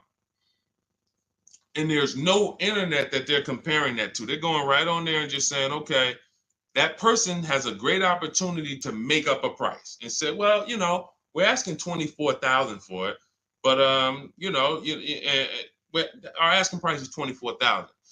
Oh man, that sounds a little high though. You know, it's 2018. You know, you can't do no better than that. You know, I mean, what you have in mind? You know, I'm trying to be around 20. You know, I'm thinking closer to 20. Then I don't know if I could get to 20. I might be able to to see if maybe we could like split it, go up the middle, you know, between, you know, like around 22, something like that. Why don't we take the car for a ride? Let's see if you like the car. You're already in the mouth of the snake. You are literally a mouse in the viper's mouth. Once you've already agreed to talk about a car that doesn't have a price on it, you're done. Because let's just say if that same dealer had to list that car online, that car might have been listed for $18,000. But because you walked in and started talking about it and say, hey, well, you know, what do you think? This is how people leave happy. Man, you know, let me ask you, honey, you get home with your wife, like, you think you got a good deal on this? I think so. I think the guy worked with me because, you know, they said they was asking 24. And you know, I went in there and you know, we made a deal about 22, a little under 22. He took off 2,000 from me. No, he didn't. There was no real price. So this is why you want to be on marketplaces where all the prices are listed. Cars.com, cargurus.com, carfax.com, carmax.com, carvana.com. That's one of them. 8 market, eBay Motors, one more, Driveway. So there's 8 marketplaces, 8 major marketplaces. And you want to sit back and shop for your car like you be shopping for a TV on Amazon. And you'll realize once you start doing this, you'll see The same car that was at my neighborhood dealer that I liked, there's 50 of them within 100 miles of me. There's 50 of them. In fact, once I pull a Carfax, I'll see that one didn't even have a good Carfax, the one I was looking at. That one didn't even have the service records that I want to see. These are the things, this is why shopping marketplaces make sense. You want to shop, I talk about this all the time. It's called my multiple marketplace strategy. I made videos about it. I've been posting about this since I came to social media. Marketplaces. And again, the only people who are going to win with this are people that's locked in. People who are serious about saving their money, who take car buying serious. Everybody who like Deshone, this sounds harder. What, you want to go in the dealership and just go ahead and let them just work you a deal? God bless you. This is not for everybody. I know this. This is for the people who like Deshone. I want to make sure, and it's easy. All the people who you see me showing you, Jared, all of these people that's posting their cars, Teddy, if you're on YouTube, you can see this stuff. These people are never going back to the old way of shopping. We are never going back because this is so much easier. And once you get it and be like, man, shopping online is a million times easier. I don't have the anxiety and there's nobody pressuring me. Oh, all of these people are competing, sending me emails. Hey, can we do this? Hey, what if I get to this? What if I get to... They're never going back. And that's the world I want you to come to. I want you to unlearn that old world, come over to the new world. Go ahead, Dola, shoot the next one up. I think we hammered that point home because we get that question probably every day. Carvana, something about almost every stream, somebody said, hey, what about Carvana? It's one marketplace. And they're 99% of the time, Carvana is going to be the highest price for any car you're looking for. 99%, not 100, not 100. 99%. RL, looking to finance a Toyota 2025 Camry. Should I purchase the extended warranty? It's a great question. RL said he's looking to purchase a 2025 Camry. Should he purchase the extended warranty? So a warranty is a risk product. It's risk assessment. I might buy something and I don't use it. The key to understanding if you should get a warranty is to ask yourself, how expensive is it to fix this car? And does this car have a high likelihood of things going wrong? Give you an example, a Toyota, Honda, as long as you get a good one, and in his case, he's purchasing a new one, they have a history of inexpensive maintenance, and they have a history of things not going wrong. I wouldn't get a Toyota extended warranty. Why? Because the $1,800 or $1,500 or $2,000 I'm going to pay, I have to get that money back and then some to make it work, to make it worth it. That means $3,000 of things need to break on that Toyota for that warranty to have made sense for me to get. Now, on the other hand, when I work with Mercedes, some of you know I worked with Mercedes for 5 years. Every time I would have a client who was getting a Mercedes, I would ask them, how many years you keeping the car? If they said they were keeping it a long time and they weren't going to lease, then I would tell them after we made the deal, buy as much warranty as you can afford. That was and some of my clients in New Jersey, they can attest to that. That was I was very unapologetic about it. Buy as much warranty as you can afford. Because when something breaks on a Mercedes-Benz, nothing is less than 4 digits. There is no, oh, this broke. It's only going to cost us $400 to fix. Nope. So the price of the extended warranty on a Mercedes-Benz or a BMW or a Porsche or anything that has a high, and I have this, we handle this in my book in step 6. This is in the paperwork and protection step. Everything is accounted for. So everything on this stream I'm teaching is out of my book. It's everything. So when we're looking at, and where does this vehicle rank in terms of repair costs? Is it on the higher side? If so, the warranty makes more sense to get. If it's on the lower side, warranty makes very little financial sense to get. And that's how we gauge getting extended warranty. It's a risk assessment. All right, good question though. Very good question. All right, go ahead, Dolan. Shoot the next one up. Too Cool 09 from TikTok. Should I buy or lease a vehicle through my LLC or through myself, or does it matter? This sounds like you don't have a business where the actual car is being used. If you, a realtor, for an example, and could y'all double tap, keep double tapping the screen, keep running those likes up. I appreciate y'all on TikTok. Every time y'all double tap the screen, y'all run the likes up and keep them moving. TikTok continues to tell people about the broadcast. And shout out to the sharers. I appreciate you. Matter of fact, I got to jump off of here because what I'm going to do is, no, I'm not going to jump off now, but I have to do something. Somebody who shared yesterday, I got to go to my DM and I got to send her, I'm literally just talking notes to myself. Okay, so big talk about buying in LLCs lately. Big talks. You know, you see videos about it, get caught through your LLC.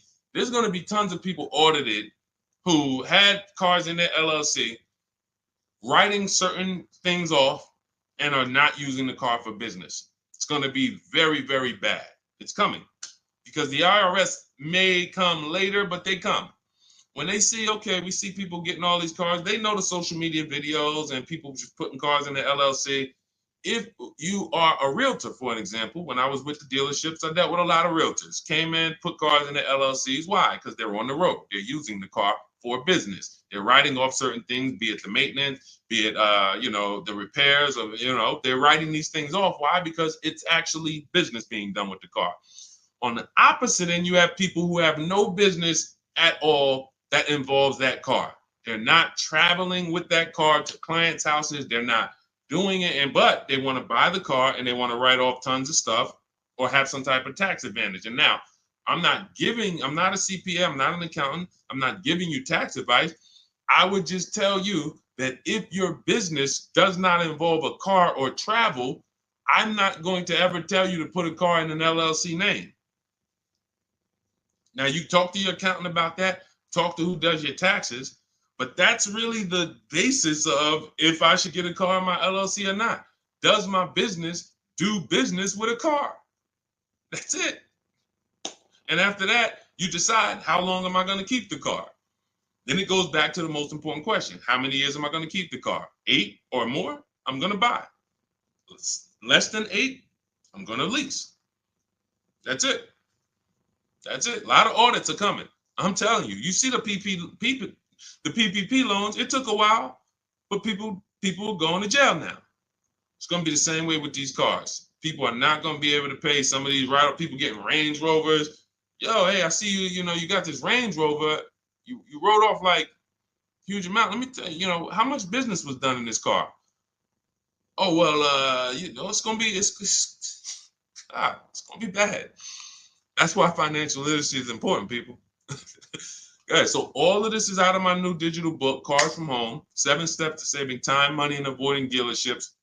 I can sit here all day for the next 2-3 hours talking about the strategies we use, the process we use, the system I created to help all of these people that I've been talking about in the broadcast save this money. You can see these deals, and some of you are going to go and you'll see, wow, I got that same car.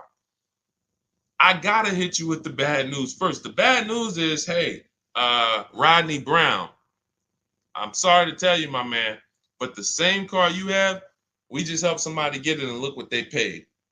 Dang, they paying a lot more than me. They put money down? No, they didn't put any money down. How they paying that low? It's because they know stuff you don't. They followed a process that you didn't follow. You went into the second most expensive purchase that you're ever going to make, and you just winged it. You just say, hey, you know what? It's a $50,000 car. It's a $40,000, $30,000 car, $100,000. I'm just going, I think I can feel my way through this joint. That's why you're paying the prices you're paying. That's why you're not paying what we're paying. So when you come into our world and you're like, Deshone, I want the blueprint. Everything I teach is in my new digital book, Cars from Home, 7 Steps to Saving Time, Money, and Avoiding Dealerships. So type of number 1. On Facebook, I'll send you the discount link. You can get the 75% off. Type the number 1 on Instagram. I'll send you the discount link. 75% off. That's our welcome offer. It's only for 30 minutes. And if you're on TikTok, go to my TikTok bio, get your copy for 75% off. And on YouTube, we have the comment pinned for you in the comment section for you to get yours at 75% off. And make sure you are reporting to me your deals, just like Tiffany. Tiffany, when she got the book, I tell everybody, send me your deals so that I can read them on the show. Tiffany got a Mazda CX-90, just got it, $44,820 car. From home, she said, I believe we got a great deal from what we learned in the book. Look, from home, $6,530.78 discount. Never left the house. Got multiple offers. The dealer that took, look, is a $44,000 car. She basically said, what, 15%, 16% off then that? People go in and say, hey, get me the MSR, get me the invoice price. She blew invoice price away using the book. Get your copy. It'll be in your inbox now. Make sure as soon as you purchase, you screenshot the thank you page. I tell you, you'll see it big. Screenshot this page. Why? There's a support email on there just in case for any reason you don't get the book. It's usually because you type a letter wrong in your email. You're typing fast. You can reach out to my support team to make sure that you get your book. I want you reading it now. I want you using it now so that you can be like Ansley. He said, look, I started the process on, I started the process on Saturday. I accepted the deal Monday. Doesn't take long. Doesn't take long. You can literally be you can be signing a below market deal in 3 days using the strategies. These are not meant to, this isn't going to school. You know, I spend a lot of time in these videos warning you what not to do. In my book, I'm not warning you what not to do. I'm telling you what to do. Do this, do this. Now, all right, you did that. Great. Now do this. Oh, great. Now you did. Now do this. And before you know it, great. Congratulations. Let's get ready for delivery. That's how the book is laid out.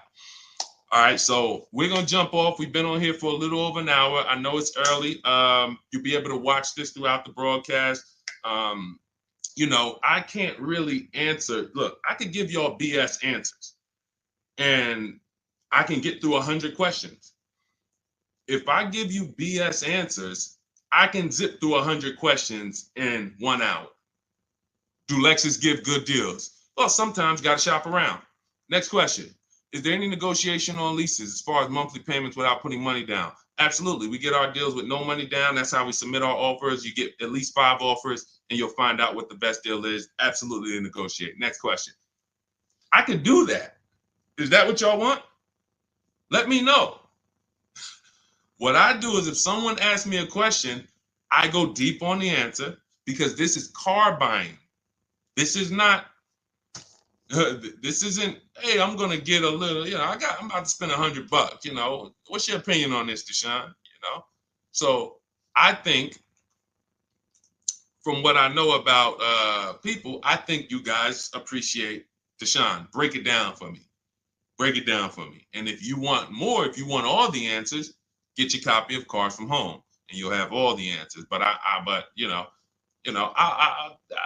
like to be thorough. And I can't because all I care about is the result. I don't care about I care about people writing me, Deshone, check this out. Look at my deal. Look at what I just pulled away. I want you writing me, emailing me, proud of your deal. I don't want you running into me one day if you're ever around New Jersey, New York. Hey, Deshone, hey, what's going on, man? Hey, man, I follow you. Oh, man, I used your stuff, bro, man. Oh, cool, man. How'd you do? Yeah, I think I did all right. No, you didn't. No, you didn't. Because everyone that learns from me, oh, man, I have people run up to me. I never shopped like this before. I had all of these dealers, and then the lowest dealer took off all this money. That's the one I went with. That's a person that I know. Congratulations. Great job. You listened. You trusted the process. I care about the result. And that's all I want. I want you to enjoy car shopping. I want you, it's 50, 100 grand, 5, 6 figures of your money. You deserve to enjoy it, and you deserve to pay less than everyone else is paying. That's what I'm here to do. So I'll see everybody who has the book. I'll see you inside. Use it. You'll see I link to a couple videos in there. You'll see it's some surprises in there. That's not a traditional book. There's links to videos. I got links to scripts in there. You'll see. You'll see why it's a digital book. And it's a one-time purchase. Anytime something gets updated, like Vroom went out of business a couple months ago, they used to be in our strategies. They were in our marketplaces when we shop for used cars. Vroom was on that list. And they were in the when we do our equity assessment, Vroom was on the buyers list. If I had mailed out a book, if y'all were buying a physical book for for these strategies, that means now I got to make another book, and then I got to say, all right, guys, well, this is edition 2. That was edition 1. Vroom's out of business. Next thing you know, you're getting edition 40, and you're like, dang, every time a new website comes out, because we do online, dang, I got to buy another book. Nope.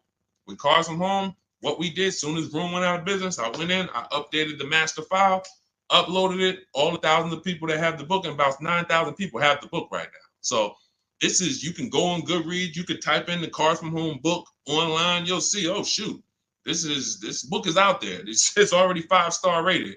So this is what it's about. Results. Grab your copy in my Instagram bio or my Facebook bio, or everybody that types the number 1 on Facebook, I'll DM you the link exactly to get this discounted price. Everyone on TikTok, you go to my TikTok bio, click that website, and get your 75% off.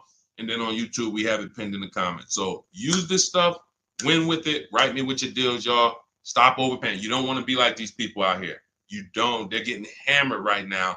They think there's no deal. Oh, when is the market going to get better? It's never going to get better for them. It's never. They're going to keep doing the same thing. And it's sad, but that's not what we're here to talk about. Let's get you to paying less than everyone else. All right. So I'm gonna jump off, y'all. Have a great day. We'll be back for another stream, sometime next week. I'll see you soon.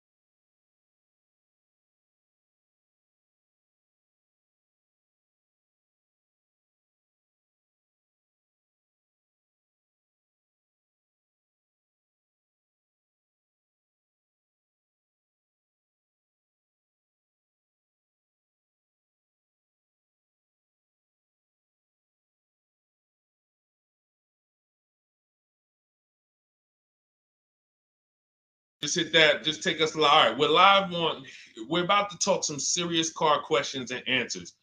I want you to ask any question you can think of concerning car shopping so that we can dig deep into it. It looks like Facebook we continue to have trouble with, and I think it's because we already have a stream going there. See if you can get out of that stream, Dolan, if you can cancel that stream so that we can get on the Facebook. But I want you guys to start asking your questions. And Dolan, bring the first question in so we could get the show on the road. And then what we'll do is we can check the back end and try to delete the broadcast from Facebook so that we can get on Facebook. Okay, this is Sam from TikTok. So there's a car for $7,000. I want to sell my car worth $12,000. Can you explain that? Well, who are you selling your car to? If you say it's worth $12,000, then all right. We only get offers to find out what our car is worth. We don't use algorithm sites because that's worthless. An algorithm site is a site like Kelly's Blue Book. You punch in your year, make, model, and in 3 seconds it tells you your vehicle's worth $12,000. Right now, we have companies that bid against each other. And what you want to do is you want to go on your computer, go to CarMax.com, go to Driveway.com, go to Carvana.com, go to AutoNation.com, go to Kelly's Blue Book Instant Cash Offer.com, and go to Car Gurus. All of them will connect you to somebody or some major buyer who pays cash for cars immediately. Literally, quick inspection, drop your check, and you're on to you're literally, it's that simple. We are no longer at the mercy of private owners who are going to come by and look at our car and no one buy it and talk us down. There are extremely competitive buyers in the market that I've been telling people about since 2021 when we were cashing out. I was big on telling you guys during 2021 to 2023, during that whole pandemic run, cash out now, because the values of those vehicles will never see them again. So there are some people who cashed out, but that was also the beginning of showing people that you can sell to what is called institutional car buyers. And that is what stopped people from trading their cars. There are people who have learned from me, and maybe other people have mentioned this, that will never trade a car again because you're not getting the money that it's worth. So you go to those 6 companies, Sam, it should take you no more than 20 minutes. They're going to give you their best cash offers. And then you can sell to them and you can go buy something else. But what I want you to get in the habit of doing, everybody, is separating your transactions.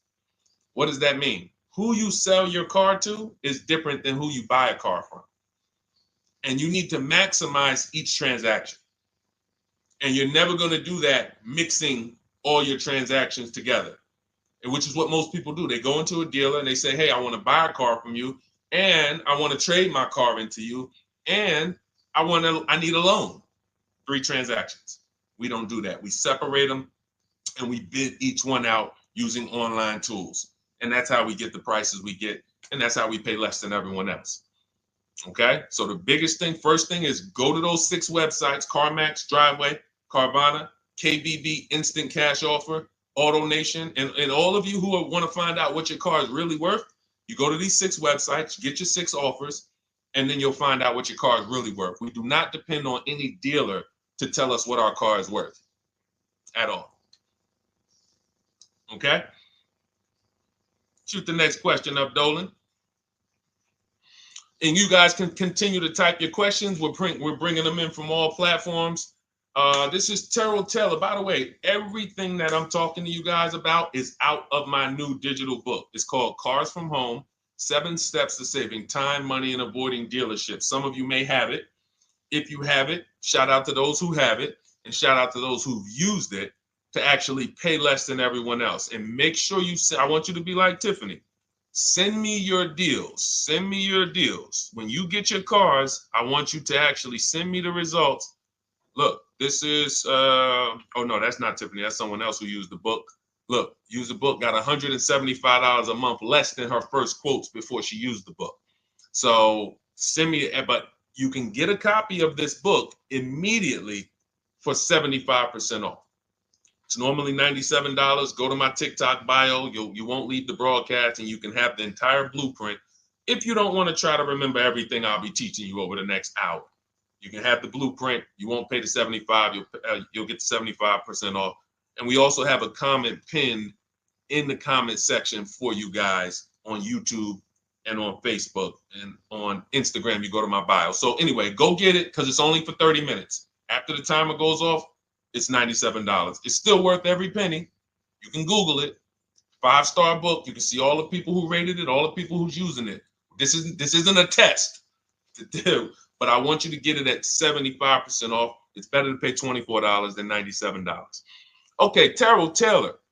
So you said, Terrell Taylor on YouTube said, I have $35,000 to $40,000 to buy a truck with. Should I buy a used or a late model new, 2022 to 24?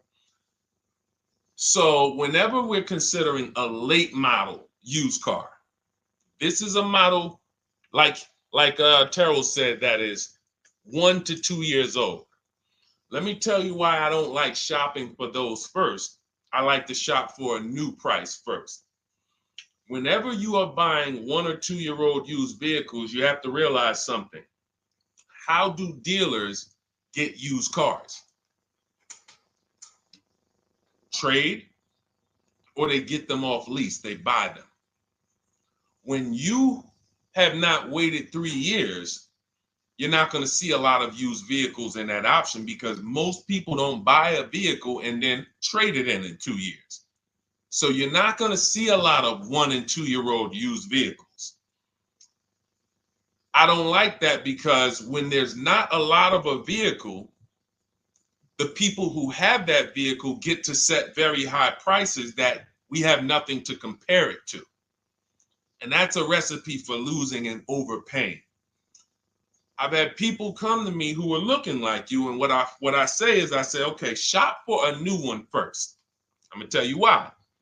When you shop for a new one first, you get to see what the market value is. So take Sean. I'm showing Sean. Some of you have seen Sean. He got an F-150 Lightning XLT, $73,000 vehicle.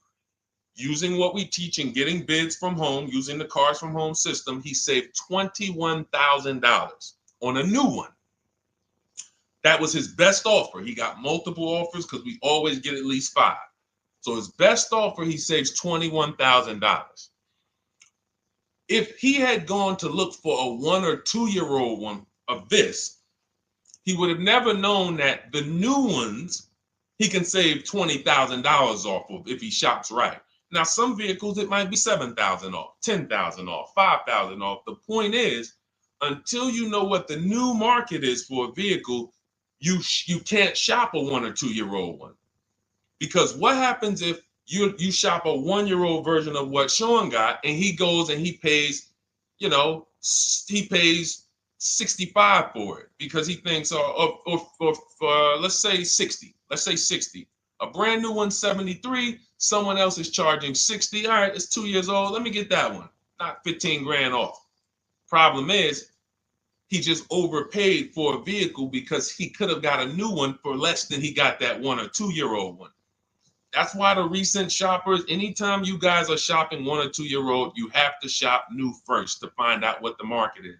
Now, in my book, I have my strategies for shopping new online and shopping pre-owned. It's totally different.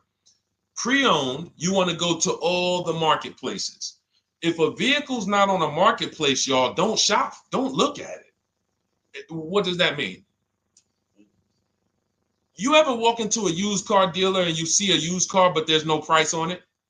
Type a $ if you've ever experienced this. If you've ever looked at a deal, you've been in a dealership, you see they have a used car, there's no price on it. Type a $ if you've experienced that.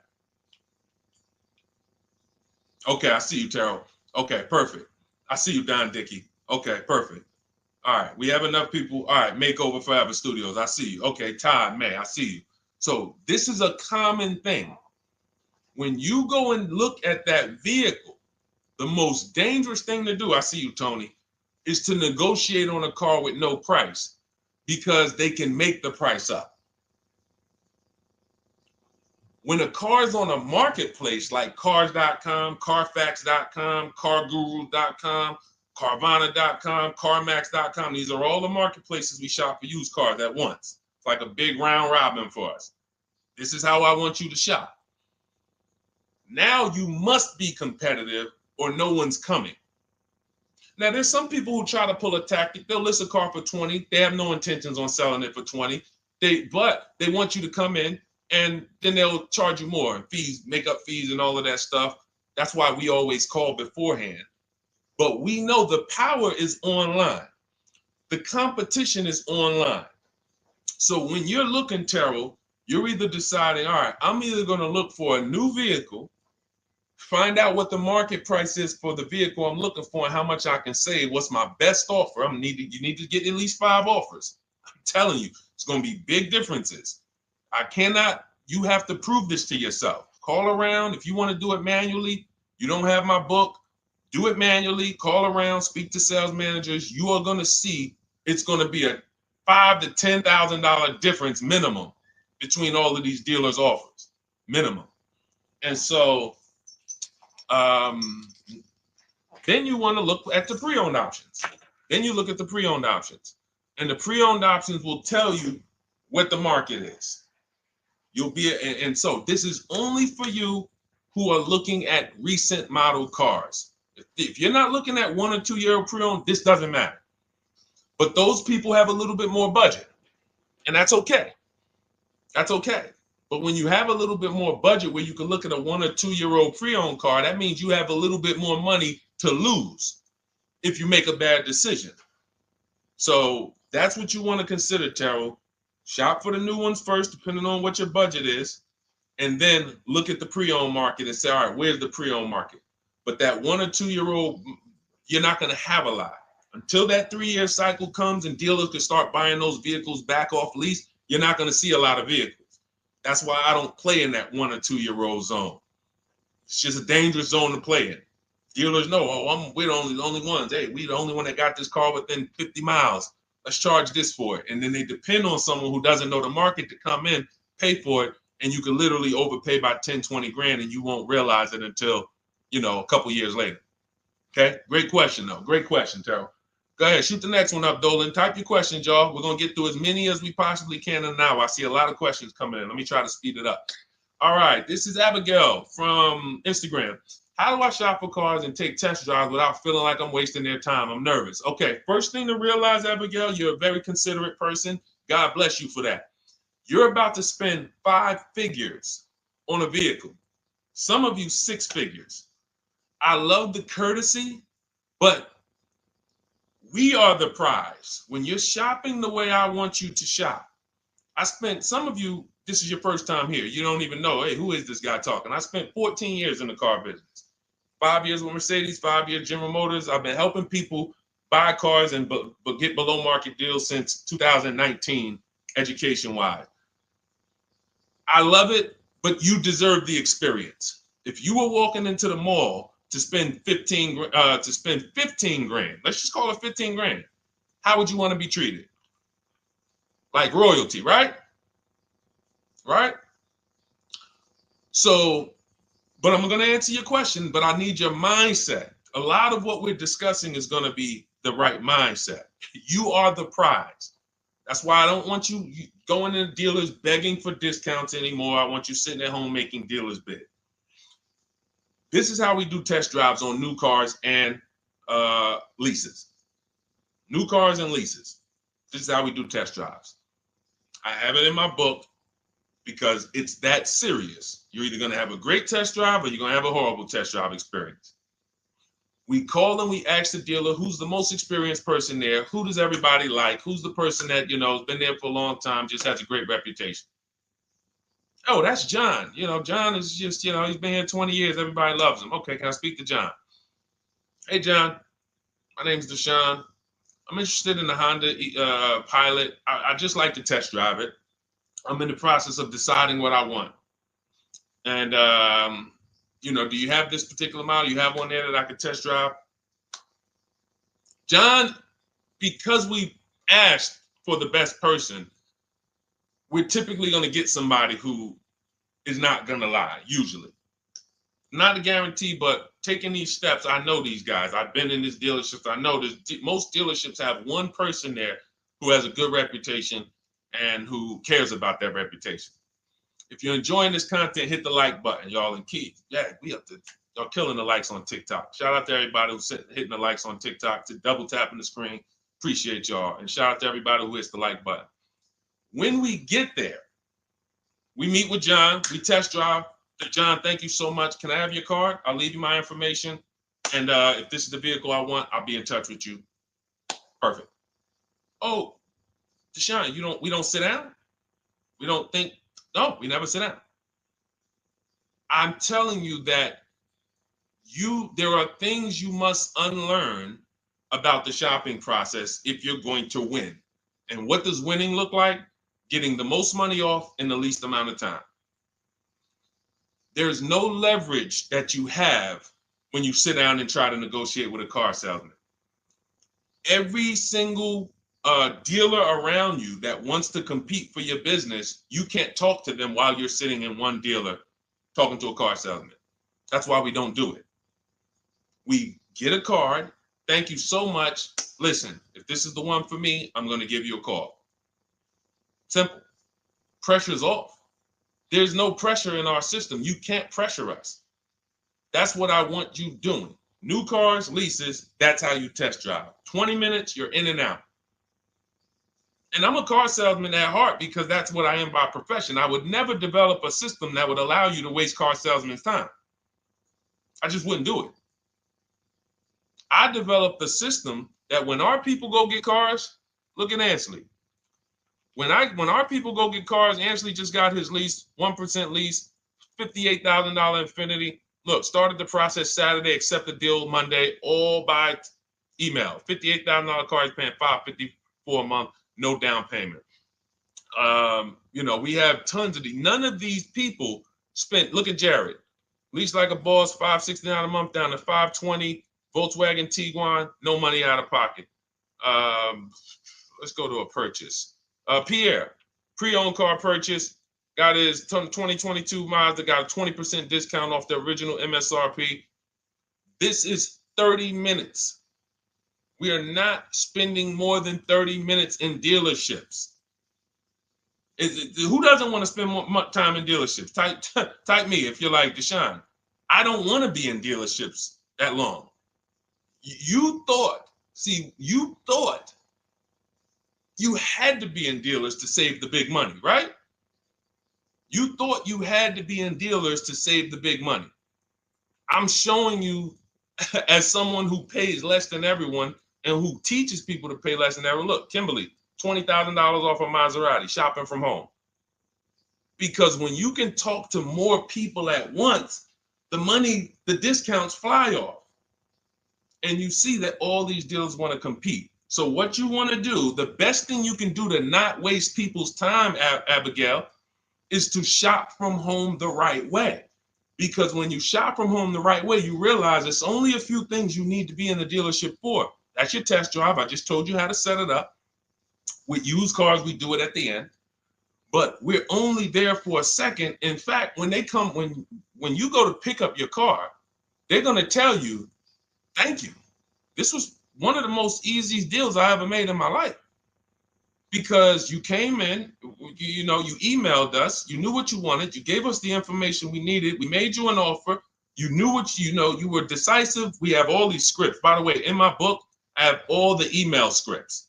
You don't have to even think about what you're going to say. It's literally copy and paste, copy and paste, copy and paste, copy and paste when we're shopping for new cars and leases. With used cars, before I go to the next question, I want to hit on the used car process. Used cars, we must test drive at the end. We can't test drive used cars over here and then go and buy another used car over here. So what we do when we narrow our choices down on all these marketplaces to our top 5 favorite vehicles, we need to verify that there's no bogus fees. When I was shopping for my Infinity truck, I narrowed it down to 4 vehicles. But I'm going to tell you something that's the most. Who's bought a used car in their life? Type the letter U. I need you guys to program what I'm about to say into your brain cells for the rest of your life. Type the letter U if you bought a used car or if you plan on buying a used car one day. Type the letter U. All right. I see you, Michael. Don Dickey. Okay. Terrell. I see you, Blizzy. Tony. Okay. Lori. I see you. Victoria. Anybody who plans on this. Let me tell you how. Okay, let me tell you how. All right. See, when I'm about to reveal big stuff, I got to kind of see how I want to say it. The marketplaces that we go to look at used cars on, they're never going to tell us what a great price is. And I'm going to tell you why. The only thing that matters, let's say we're looking at 4 white Honda Accords. 4, they're all white. These are the cars we want. We've narrowed it down. We're looking at 4. They all got similar miles, and their asking price is $20,000. The marketplace is going to tell you what they think a good deal is based on algorithms. Based on all the vehicles listed on the market, this is a good deal. This is a bad deal. Here's what matters. How much was the original price of each vehicle? Why is this the only important thing? Because if we're looking at 4 white Honda Accords, but one of them was $35,000 when it was new, one of them was $39,000 when it was new, has a sport package, some special technology. One was $31,000 when it was new, one was $29,000 when it was new. What's the best value? What's the best value? You see how we clearly just went from, wow, all of these vehicles look the same, similar price, similar asking price. But once we found out, wait a minute, this one right here was $38,000 new. This one here has the cameras in it all around and the self-driving package, and it has the same asking price, or it's maybe $1,000 more. This is what I call the true value discount. The true value discount. And let me tell you why the marketplaces will never tell you this. Because if they advertise the true value discount, someone has to be at the bottom. In other words, when you're looking at Honda Accords, if you could go right to the true value, who's giving me the biggest discount off the original MSRP? That means the car at the bottom, they might be giving you no discount off the MSRP. We saw that during the pandemic. It was people selling, who remembers people selling Toyota Camrys, 3-year-old Toyota Camrys, for the same price as they were when they were new? There was some deal, everyone wasn't. I know a couple dealers, I know a couple general managers who run dealerships who are ethical. And they said, look, I don't care what the market does. I can't sell a used vehicle for the same price it was when it was new. I'm not doing that. Because when that customer comes back in 3 years to deal with me, I'm going to have to help them again. And if I buried them in their car, then I'm not going to be able to help them. But there were plenty of people who was. The true value discount is all that matters, which means we have to know what the car was new. We have to find the Maroni label. We have to go on the Carfax. We have to go to where the window sticker is and get the original price. And then we'll clearly see, oh, that's the best used car. And no one else shops like that. No one else shops like that. If y'all get that, type dollar signs. If you get that, what I just said, type dollar signs.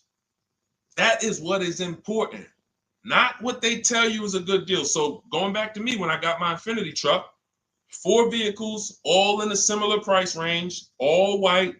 They were between $1,800 difference from each other, similar miles. But once I found out that one was 46,000 new, one was 48,000 new, one was 52,000, and the one I ended up getting was 54,000. That separated it. The one that was 54,000 new, they were giving me a 42% discount asking price. These are things that help you cut through the mess, the smoke and mirrors of the car business. In order for you to win and pay less than everyone else, you have to cut through the smoke and mirrors. That's what I'm great at showing you because I was in the business.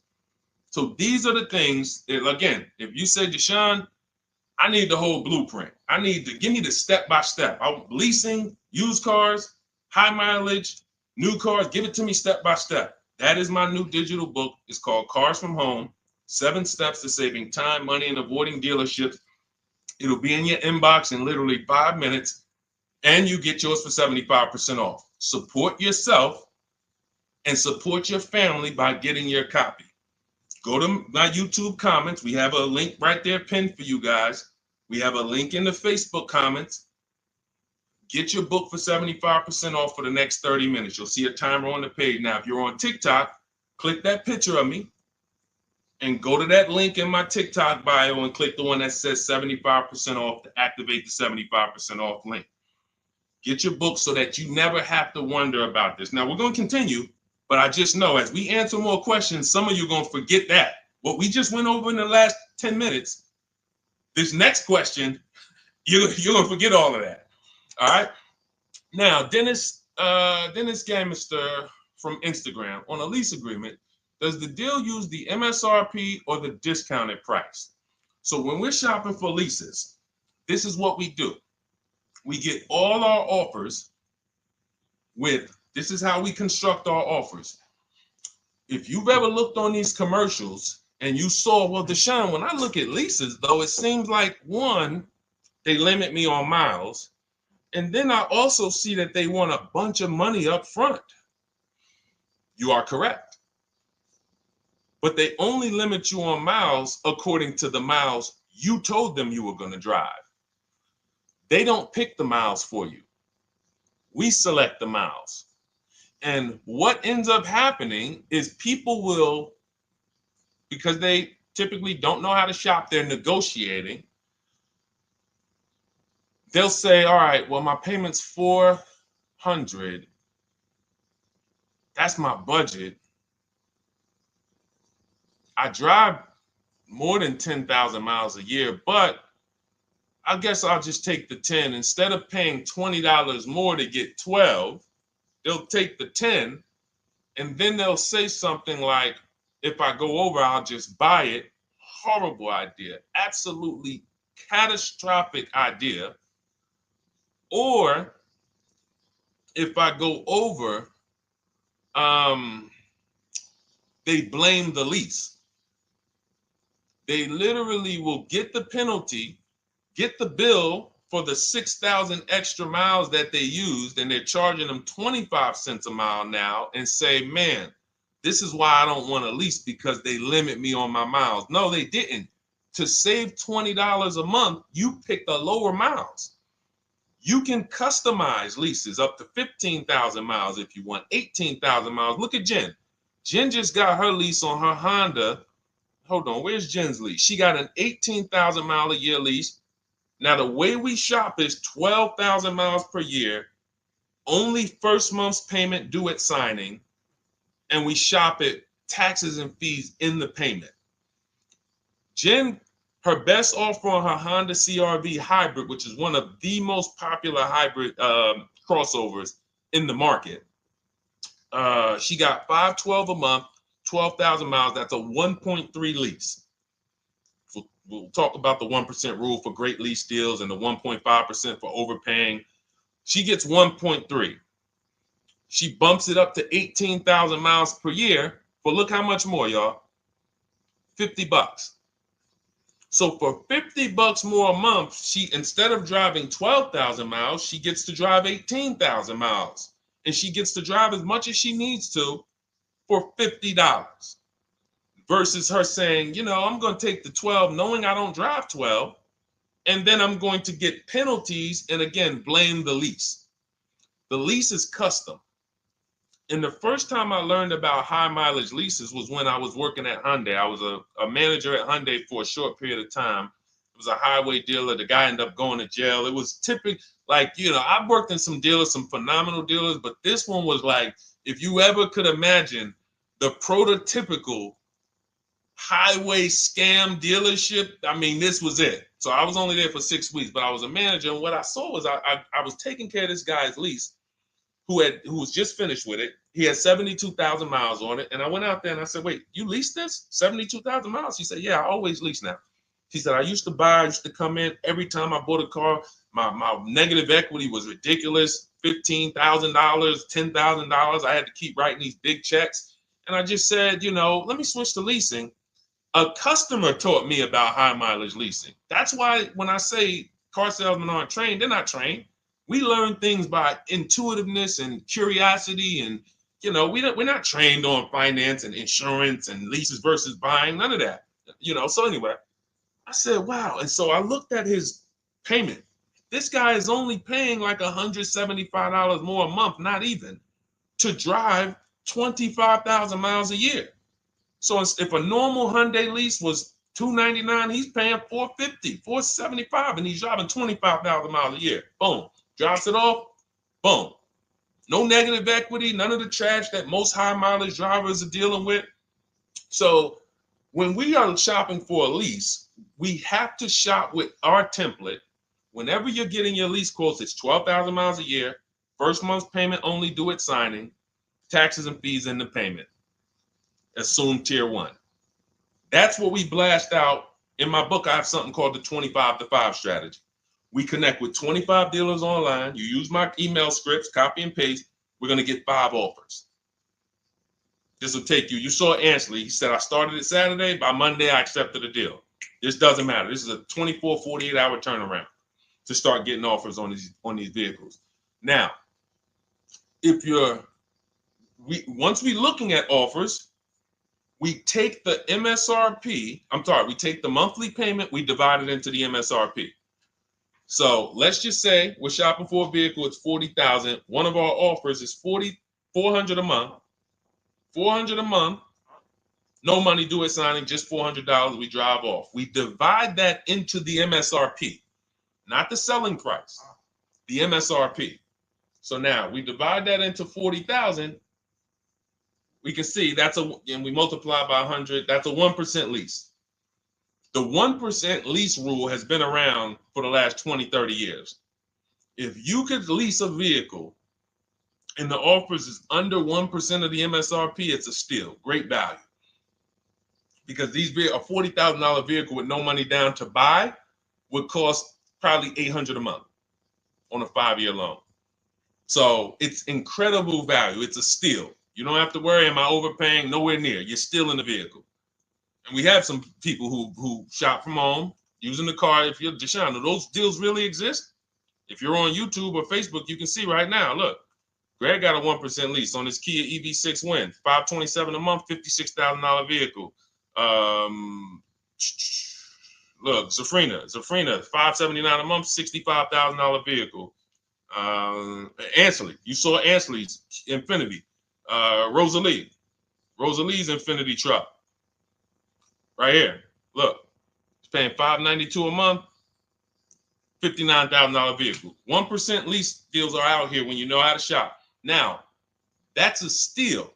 That doesn't mean that's the best. I mean, that doesn't mean, oh, if I can't get a 1% deal. In order to get a 1% deal, you have to not just shop. You need major support from the manufacturer. The lease program has to be good. The rebates have to be good. The residual value have to be good. The money factor, which is the interest rate, have to be good. There's a lease program that no dealer can control. So when we get these offers, that's how we're judging them. Divide the monthly payment into the MSRP. In my book, I have a calculator that I created where we put all our offers into it, and then it spits out what we call counter offers. So we get 5 offers, 7 offers, we put them all into this calculator I created. Again, this is the best $24. If you get there for $24 before that 30-minute timer and you get your copy, it'll be the best $24 you ever spent. I hold myself accountable to that. You can Google the book and read the reviews. There's software that we created that that's how you're judging your leases. You're looking and you're comparing to the 1% rule. Now, when you get to 1.5%, we can't make those deals. We're paying too much for a vehicle that we're giving back. We have to see, there was no indicator before I created the 1.5% rule. As much as I love educating people on leases, the only people who should be leasing is if you're not keeping your cars 8 years. All of you long-term people who are like, you keep your cars more than 8 years, don't think about leasing at all. You should be shopping for below market purchases. But if you're not keeping your cars 8 years, you're losing thousands of dollars not leasing cars. Depreciation is where you lose. Resale value is where you lose. So the 1% rule is what our anchor is, but 1.2 is great value. 1.3, great value. 1.4, good value. 1.5, good value. Anything over 1.5, now we're paying too much for a vehicle that we're giving back. So that's how we're judging. That's how we're judging and comparing our lease offers. And with the calculators that are in my book, you can literally do this in seconds. This stuff, these mathematical things that used to be complex, even hard for me to explain, when you're using the stuff in my book and you're seeing, wait, man, there's calculators, I can do this, boom, boom. Why don't these calculators exist on Google? Because anything that makes dealers compete, they're not going to make for you. They'll make stuff for you that allows you to see more and do this and make it easier and faster and connect to get a loan quick. But competition, any tools that create competition, they're not going to make those for you, because that's where the real money comes off, when you make dealers compete. Okay, so you want your copy of Cars from Home, 7 Steps to Saving Time, Money, and Avoiding Dealerships. Click the picture of me on Instagram or TikTok. It's going to take you to my bio. You won't leave the broadcast. Click that link, and then click the button that activates the 75% off, and you'll have 30 minutes. Once the timer goes to 0, the $97 price is what you have to pay if you want it. It's up to you, but $24 is much better than $97. $97 is still a great price. I have no doubt that you guys would write me, especially the more you use this. 1, 2 cars, 3 cars. You get 1 lease this year, a used car next year, a new car about 4 years, and Deshone, what about when websites change? What about, this is an online system. Websites go out of business. Vroom went out of business. They were in my book. We used to get bids from them. to sell cars to them. When we were shopping for used cars, they were in my multiple marketplace strategy. They went out of business. I went right into the master file, updated the 9,000 people that had a book. It was probably like 2,000, 3,000 at that particular time. And the next time people opened the book file, there was no room. That's why the book is digital. That's one of the reasons. You'll see the other reasons is I have scripts that I link you to. I have PDFs I link you to, videos I link you to. I couldn't do this with a real physical book. So again, in the YouTube comments, in the Facebook comments, we have a link for you guys to get your book at 75% off for 30 minutes and use it. All right, Dolan, shoot the next one then, brother. Let's go. How old of a used car should a person buy? That's based on budget. I like to start with when we open those marketplaces, Tony, you want to start with the most recent cars. The first thing you're doing when you open up the marketplaces, y'all, first of all, we're creating accounts. Out of all those marketplaces I named, 6 or 7 of them, we use 8. We use eBay Motors, we use Carfax.com, we use Cars.com, Autotrader.com, CarGurus.com, Carvana, CarMax, Driveway, and that's 8. 7 of those, or 6, allow us to create an account. Why is it important to create an account? So that every single new car that matches our criteria, as soon as it's listed, we get a notification. The people who have that notification on, most of them don't know how to assess the market like I'm showing you. So even if they get a notification that the car was just posted, they're not going to have the information to take advantage of it. They're going to hesitate. What we do is the first thing we do after we create our account is we're now assessing the market. Where's the low prices? Where's the high prices? And I'll usually go 3 years back, sometimes 4 years back, and let's assess the market. Now, I have another calculator in the, matter of fact, let me show this to you guys. I have another calculator. It's called the Perfect Budget Calculator. The Perfect Budget Calculator. What this does, you guys can't see this on YouTube, but you can see it on you can't see this on TikTok. But if you go over to YouTube, Facebook, or Instagram, you'll be able to see what I'm sharing right now. Now, what often happens is, let me share this. Hang on. Boom. Okay. So now what often happens is, a lot of you will say, I could put down $2,000, but, if I don't have to, then I won't. Or, if you get a car and you pay $15,000, if you pay $500 a month for 5 years, that's a lower price you paid than paying $500 a month for 6 years.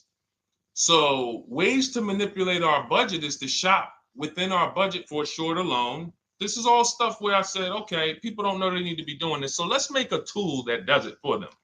And this is, you get access to this when you get your copy of Cars from Home, my book. So let's say we do something called an equity assessment. Everybody who has a car, remember I was mentioning a little while ago, we go to these websites, Driveway, all these, and we find out what our car is worth. Let's say you're like, man, okay, if I sell my car to CarMax, I'm actually going to have $3,200 of equity. All right, so when I sell, I'm going to put that into my budget. All right, now my down payment, max I could comfortably do is $1,500. That's max. Now, we use the average interest rate. And in my book, I give you a link to see what the average interest rate is at the particular time you're going to be shopping. Let's just say it's 6.9. Now, we enter a comfortable monthly payment. Let's say you're like, all right, I don't want to go any more than $425 a month for 6 years. That's my max. You enter your state so we can pull the taxes and we can pull the fees. New Jersey, calculate budget goals. Now it's going to ask you a comfortable monthly payment on a 5-year loan. You might say, all right, same thing. I still don't want to go over 425 no matter what. Perfect. What this does is create multiple goals. And it creates multiple goals. It creates a starting point. Now, if you find a car at this price, $18,776 or less, you can do a 5-year loan, use none of your equity, so this will go in your bank, and use none of your down payment. Now, next goal may be, okay, $22,000 or less. 6-year loan, no equity, no down payment. So the first 2 goals are no money down goals. If I find a car anywhere in these price ranges, I can do these deals, no money down. Now, this is one where I use my equity, but no down payment.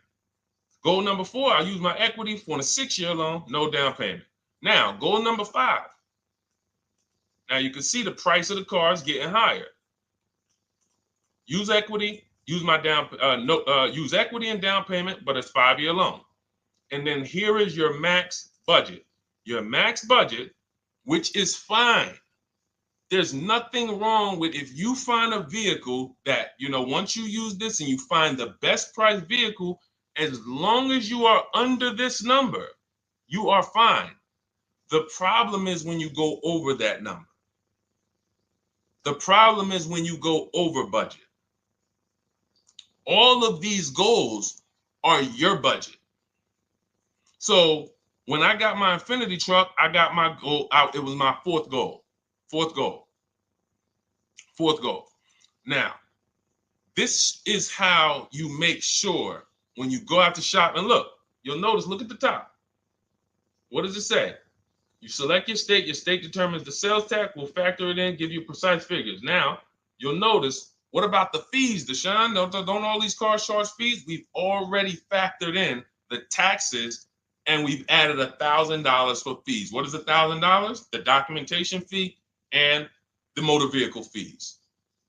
It's all in there. So you can go out and know that's my max budget. I cannot buy a vehicle, make a deal on a vehicle where my purchase price is more than $26,729.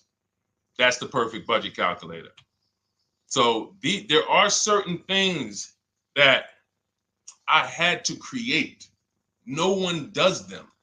Everything that I was referring you guys to, all the websites, I was doing this, and there was some things where I couldn't refer you to anything because it doesn't exist. We had to build it. So this is how we make sure we are shopping, whether it be for new cars, used cars, below our budget. And that's not how you make, but here's the thing. I need you, before we go to the next question, I need you to understand something. That doesn't make sure you pay below market price. You have to combine this with getting bids, because you can be within your budget and pay over market value. There's 3 types of prices you can pay for a car, whether it's a new car, used car, or lease. Did you pay market value? That's what everyone's paying. Average. Did you pay over market value? Our only deals we make are below market value. And the way that happens is through bidding and creating a marketplace around you where all these people are competing for your business. That is how you combine that with the budget. This will keep you below your budget, but it does not guarantee. If I gave this to you, all of you will be like, this is great. I'm never going to go over my budget again. But it does not, until you combine that with getting bids for whatever you're looking for, you still run the risk of overpaying, even if you're under budget. Okay? Clear? Type $ if you're all clear before we move to the next question. And there's no way for us to do this manually.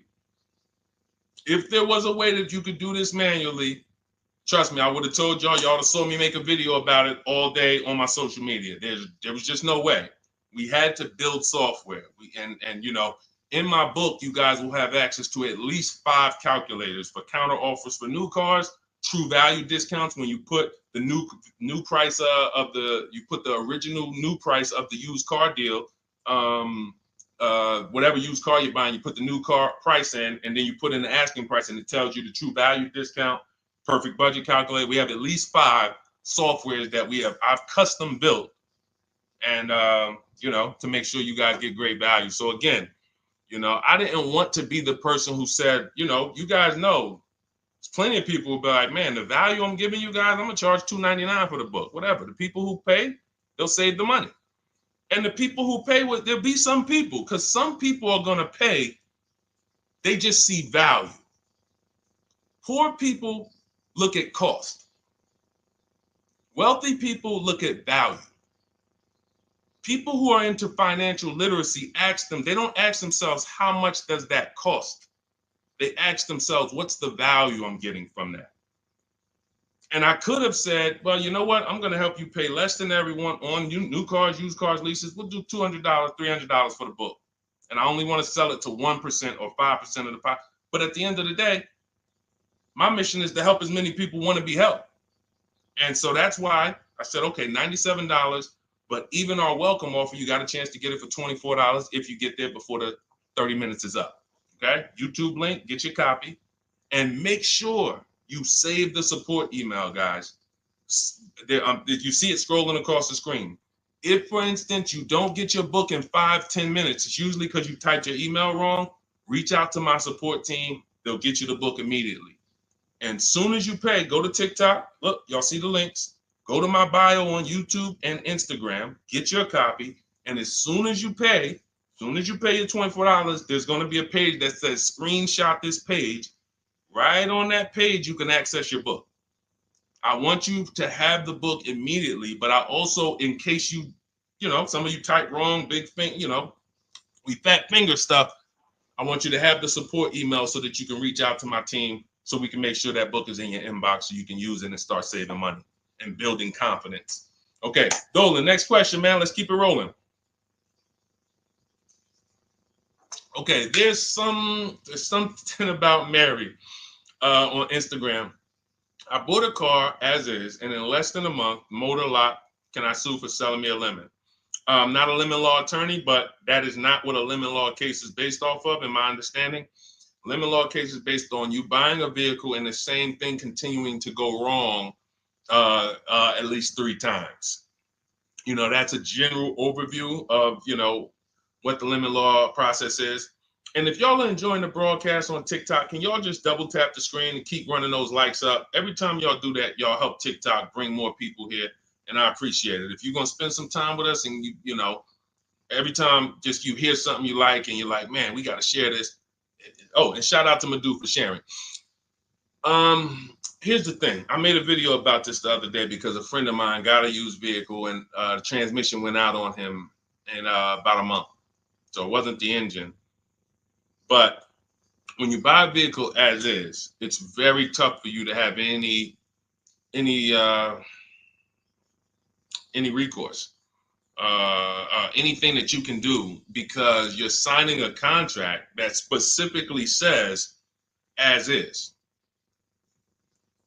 It's very tough. What I would do if I was you, because the damage is done, I just find out what it would cost me to put a used engine in the vehicle, rebuilt in a used engine, salvage yard. You need to, and especially if you're buying cars that you're paying cash and you're buying as is cars, these are probably cars that are under 10 grand, 12 grand. You need a mechanic. See, because that's a strategy. There is a great strategy called buying inexpensive cars and having a local mechanic so you could do what's right. Oftentimes you could drive those cars for a year or two and sometimes sell them for what you got for them because you've outlived the depreciation. Those cars are not depreciating as much unless you overpay for them. If you overpay for it, then it's going to drop because you overpaid for it. But if you pay a great price on some of these vehicles, you can oftentimes win with this, but it requires skills. One of the skills is, how do I avoid engine issues, transmission issues? So a couple things. for those of you who may be going this route, you need to narrow your search down thoroughly based on title history, service records, accident history. That oftentimes you'll see, if I typed in right now 2018 Subaru Outback longevity. That's one of the things we do. It's in the 4th step of my book. Before we get prices on anything, we do a quick 5-minute search to make sure these aren't bad cars. There are bad cars out there, but there's data that shows us.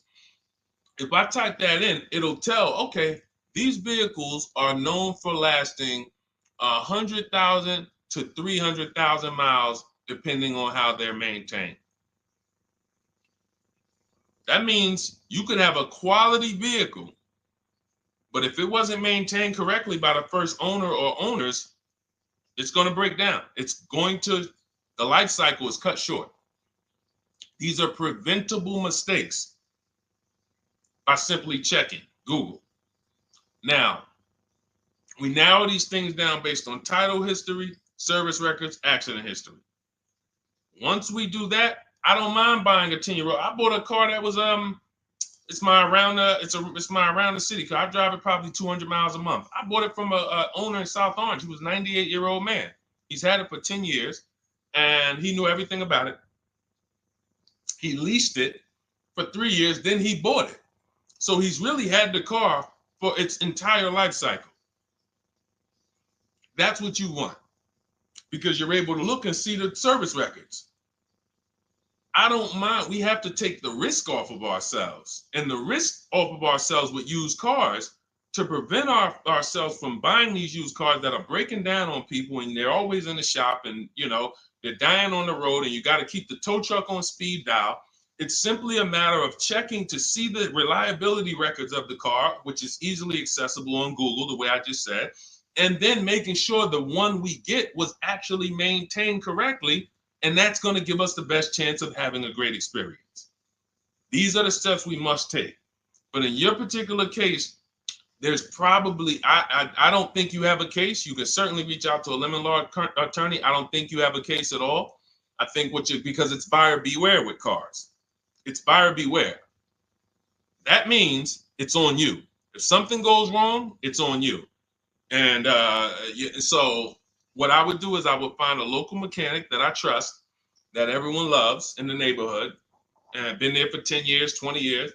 And I would say, listen, can you find out what it would cost me to put another engine in this vehicle? My father did this on his GMC Envoy about 6 years ago. It was a 2008 Envoy. The engine went out on him. He put a new engine in the vehicle. One of the best $2,000 he ever spent, $2,000 or $2,500, whatever it cost him. They put a new engine in that vehicle. He still has it. He's about to sell it for about $4,000. He's had that vehicle from 2013. Think about that. A lot of people, engine goes out, they sell the car. It's worthless now, so they take the loss. Meanwhile, man, let me come up with $2,500, and I still got no car payment for the next 6 years. We don't need to be so quick to go replace our cars. If we follow these strategies, we can actually, I love to see more people doing that. Just go fix the car. But don't go to the dealership to fix it when they tell you, hey, the engine's going to cost $10,000. And what does the dealership say, y'all? When you have these major issues and the dealership tells you the transmission is $7,000 and a new engine is $10,000, what's their suggestion? What's their suggestion when they tell you that? Because they already know you're gonna be like, yo, what the heck? I can't pay all of that. What's their suggestion? Let's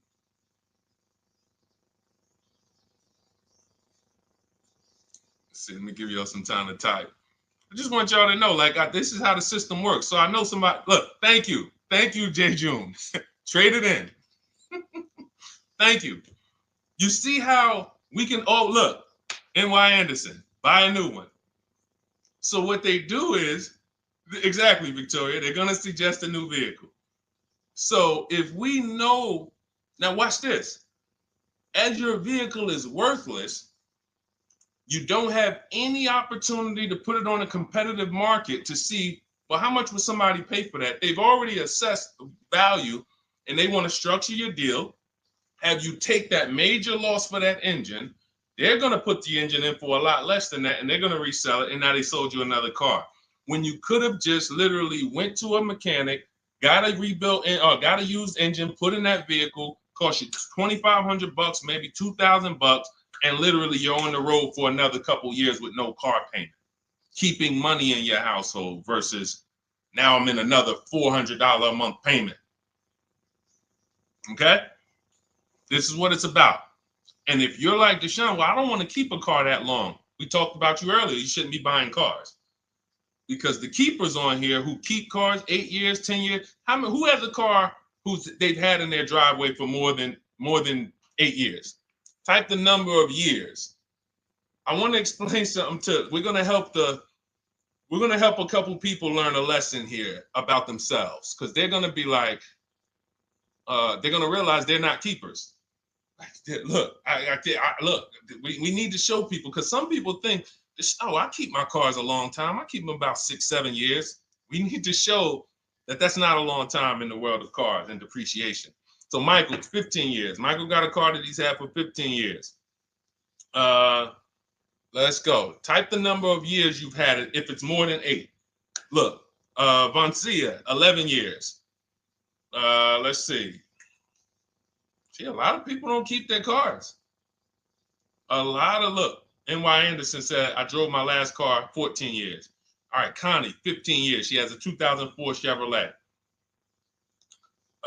Tony on Facebook, 2006. Now, watch this, y'all. If you ask me, Deshone, what's the way to get the most money out of a vehicle? It's to do what they're doing.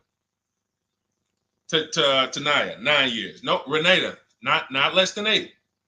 Not less than 8. We're trying to put you into a different cat. We're trying to help you see the category you should be in. Look, 9 years. Donna, 15 years. What's so important for y'all to see about these people is that they have beat depreciation. And that means whatever their vehicles are worth today, a year from now, they're going to be worth about the same. If their vehicles are worth $4,000 today, a year from now, they'll be able to still sell it for about $4,000. But the thing is, they're trying to get the most money out of it because the cost of replacement is expensive compared to what they're doing. No matter how much they got to pay to keep those vehicles on the road every year, a little couple $100, maintenance, whatever, it's nothing compared to going and getting a new car and bringing hundreds of dollars a month or thousands of dollars in the form of cash out of our household. And everyone's not going to do that. And that's okay. You should not be buying cars. You should be shopping for below market leases.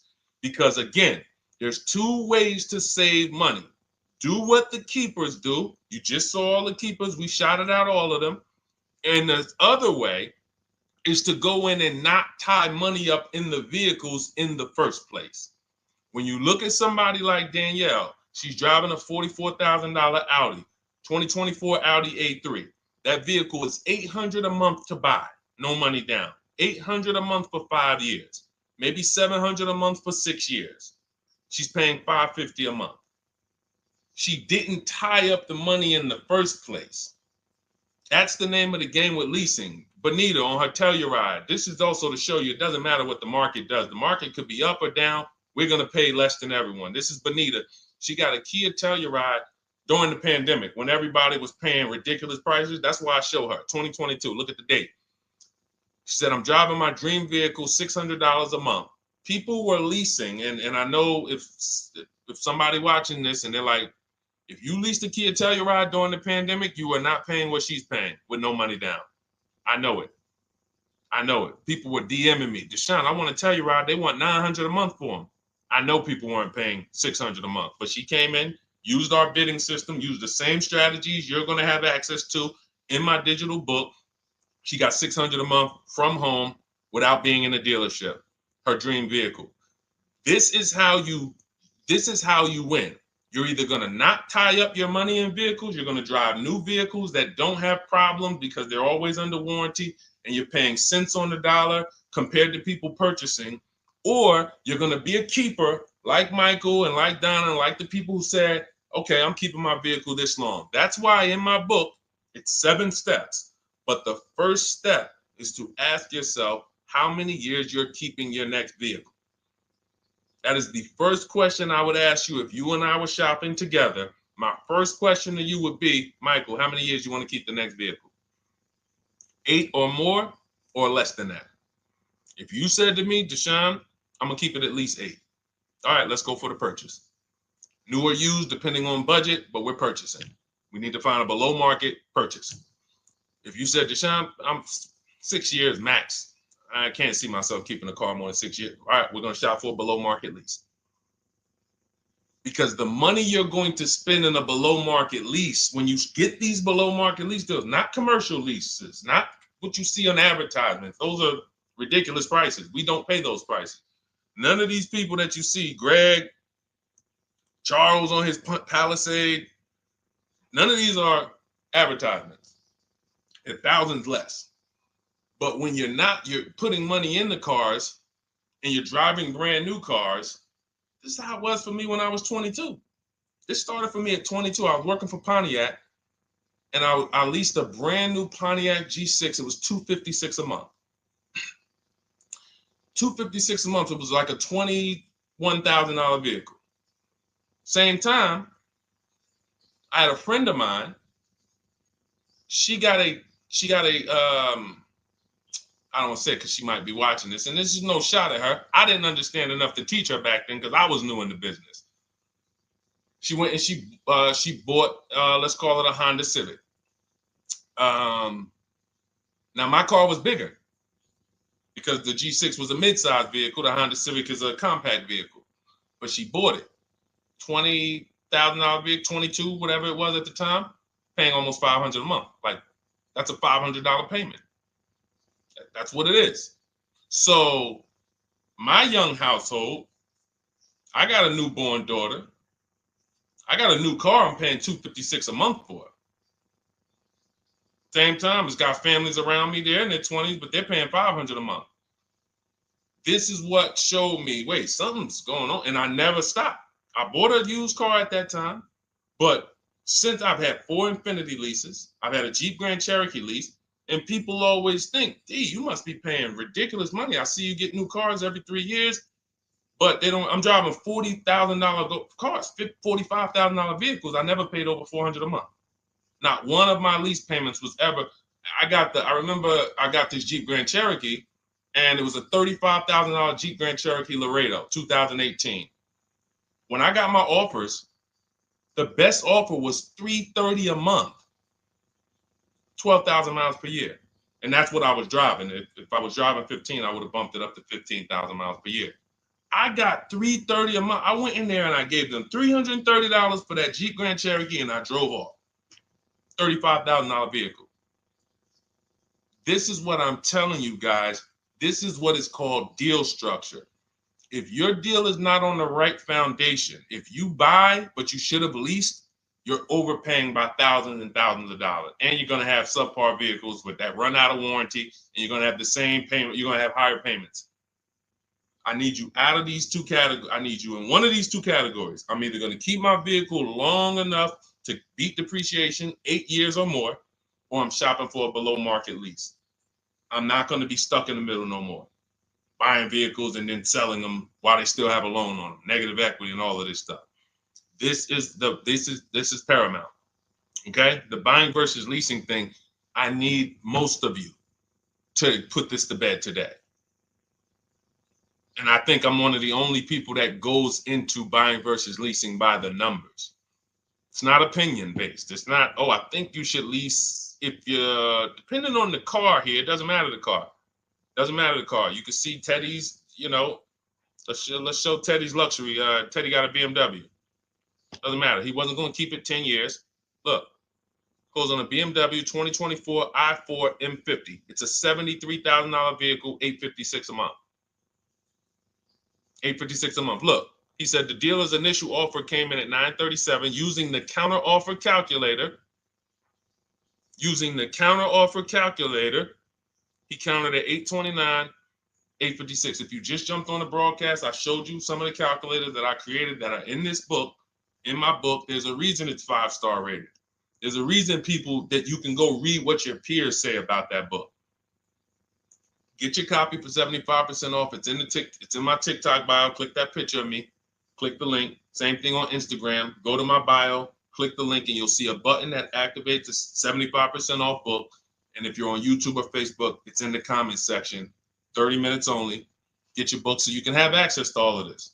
Unless you just have an incredible memory and you can remember everything we talked about over the stream, but none of you can. I know none of you can. That's why, I mean, I couldn't even do it. It's just too much. We're talking about used car strategies, new car strategies, lease strategies. You guys, you're not gonna remember all of that. But anyway, let's go. All right, I think we got time for a few more. Go ahead, Dolan, keep it rolling. Make sure you guys screenshot the support page. As soon as you pay for your book, the book is on the thank you page. Remember that.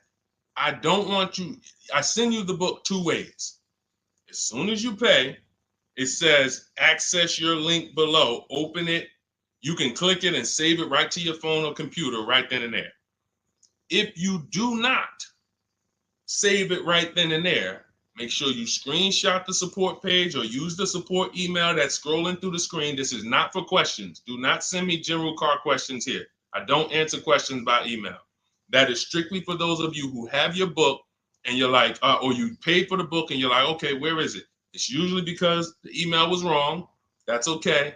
Hit that support email so that my team could send you the link out so that you can have your book today and start digging into it and using it. Even if you're not shopping right now, you can still map a plan out. Go ahead, Dolan, shoot the next question up.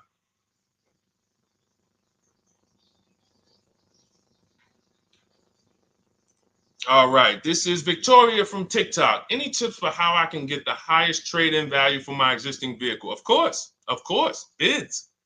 Bids. First of all, you just said a curse word. You may not know, but we don't use that T word here because you're never going to get anything. You're not going to get a max value for anything trading.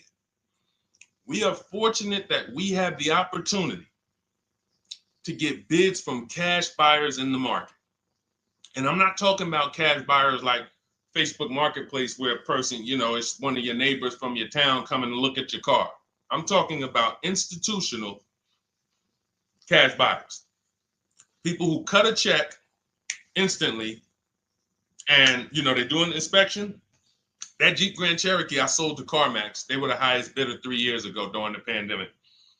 I'm not going to tell you what I made because those values don't exist anymore. So it just doesn't even make sense. But, those of you who were watching my videos earlier 3 years ago or using my tips, you guys cashed out and made ridiculous money. When corporations were trying to make money on people, we made money too.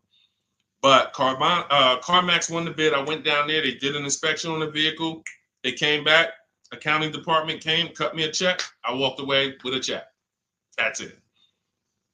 You don't want to trade. You want to sell. You want to break your not even break your transactions. I need you, Victoria, to realize there are three transactions in a car deal. Who you're going to sell your car to, that's one. Who you're going to buy your car from, that's another. Who you're going to get your loan from, that's the third one. Now, you're not always cash buyers. Deshone, I pay cash, then you don't need that. Deshone, I don't have a vehicle to replace, then you don't need that. But how do we make sure we get the highest value or the biggest discount? Bids. Each one, we make the market bid. So what you should do right now, Victoria, this is step 2 in my book. After we decide whether we're going to buy or lease our next vehicle, that's step 1. Then we move to what is called the equity assessment. We need to find out, do we have equity or negative equity? Equity assessment. We call our bank. If we have a loan, we find out what our payoff is. Then we're going to go to carmax.com. I'm going to give you the 6 companies. This is the equity assessment process. We do this for leases too. I don't know if we have time to go into that, but I'm sure there's people on here who didn't know you could sell a lease. Type a question mark if you didn't know. Deshone, what do you mean selling leases? I never heard of that before. Type a question mark if you didn't know you could sell leases. We have an equity assessment process for that too. But what you would do is you go to CarMax, Driveway, Carvana, Kelly's Blue Book Instant Cash Offer. This takes 20 minutes. Auto Nation, Sell My Car, and Car Gurus, Sell My Car. Car Gurus, Auto Nation, Kelly's Blue Book Instant Cash Offer, Driveway, Carvana, CarMax. 6 offers in 20 minutes. That's bids. See, everything we do is a bid. That's how we have peace of mind. We don't negotiate. We make people negotiate with each other. There's 2 schools of thought. I want to remodel my kitchen. I want to remodel my whole kitchen. I go in and I have 5 people come out to give me a quote. One of them comes in and I start negotiating with them. Hey, you got to take less. Hey, you got to take less. You got to take less. I don't know if it's a good price or not. But when I come in, the first person comes in, I say, hey, okay, great. Is this your best offer? I'm having a couple other people come by. Oh, okay. Okay, thanks a lot. Next offer? Oh, next offer? Oh, well, listen, look, I could beat that. Oh, I'll give you another 5,000 off. They're competing against each other. When someone knows you are shopping their competition, you're making them compete with each other. They're negotiating with each other, not with you. That's a bar. Type of exclamation point if you got that. When people know you're making them compete with their competition, they're negotiating with their competition, not with you. That's the power of bidding. That's why we got grandmothers and single mothers that can come in and do this. That's why we got people who can come in and do this. You know, how are people getting these prices? Not negotiating, because they're making people negotiate with each other to earn their business. They're making banks negotiate with each other to earn their business. It's a beautiful thing. Banks and dealerships depend on you not making them compete. They want to negotiate with you and try to make you imagine and make you think, well, that's the bottom. That's the bottom. And you think that's the bottom, but that's only their bottom. Their competition's bottom is different. Their competition's best interest rate is different. Their competition's best discount is different. And why is what we do so easy? Because we're right here in our houses. That's why our entire system, our company, my book, our mindset is called Cars from Home. Cars from Home. It encompasses everything we do. Cars from Home. So that's what you do, Victoria. First thing you do is you go to those 6 websites, get your 6 cash offers, and that's going to be higher than any dealer you would ever consider trading the car to. Guaranteed. And this also allows us to eliminate the fake emails we get. All of this stuff is computer generated. I know you guys get these emails. Hey, Deuce, great news. We need your 2016 Kia Optima. We have a customer looking for it. We'll pay you $2,000 over MSRP. Who's gotten those emails? We'll pay you $2,000 over Kelly's Blue Book. Who's gotten those emails? Deuce, the list is CarMax, Carvana, KBB Instant Cash Offer, Driveway, Auto Nation, and Car Gurus. Car Gurus. That's step 2 in my book, the equity assessment process. This is stuff we do before we start shopping. Decide whether we buy or lease is step 1. That's going to put our deal on the right foundation. Step 2 is the equity assessment. Everything we do is a path. It's a clear, easy path. Okay, so yeah, I forgot the question that I just asked, but let's go. I could already tell. See, I could tell when I'm winding down because y'all could tell stuff will start blurring to me. That's why I'm like, see, and if that happens to me, I know it happens to you. Like that's why I'm like, listen, grab your copy of Cars from Home. It's a digital book. You'll have it in your inbox in minutes. It's continued updates. I probably updated that book 5 times since we originally launched it. Added calculators to it. Those weren't in it originally. I've added the calculators. I'm committed to making stuff better without being like Like, imagine this.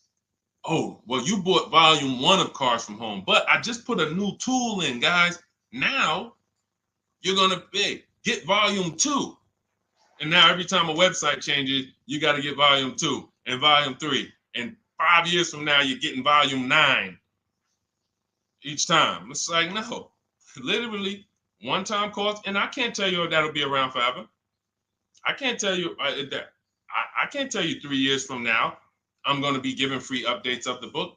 I don't know, but I know today that's what it is. Everyone who gets their book, you get free updates as I update the book, because there's value in that.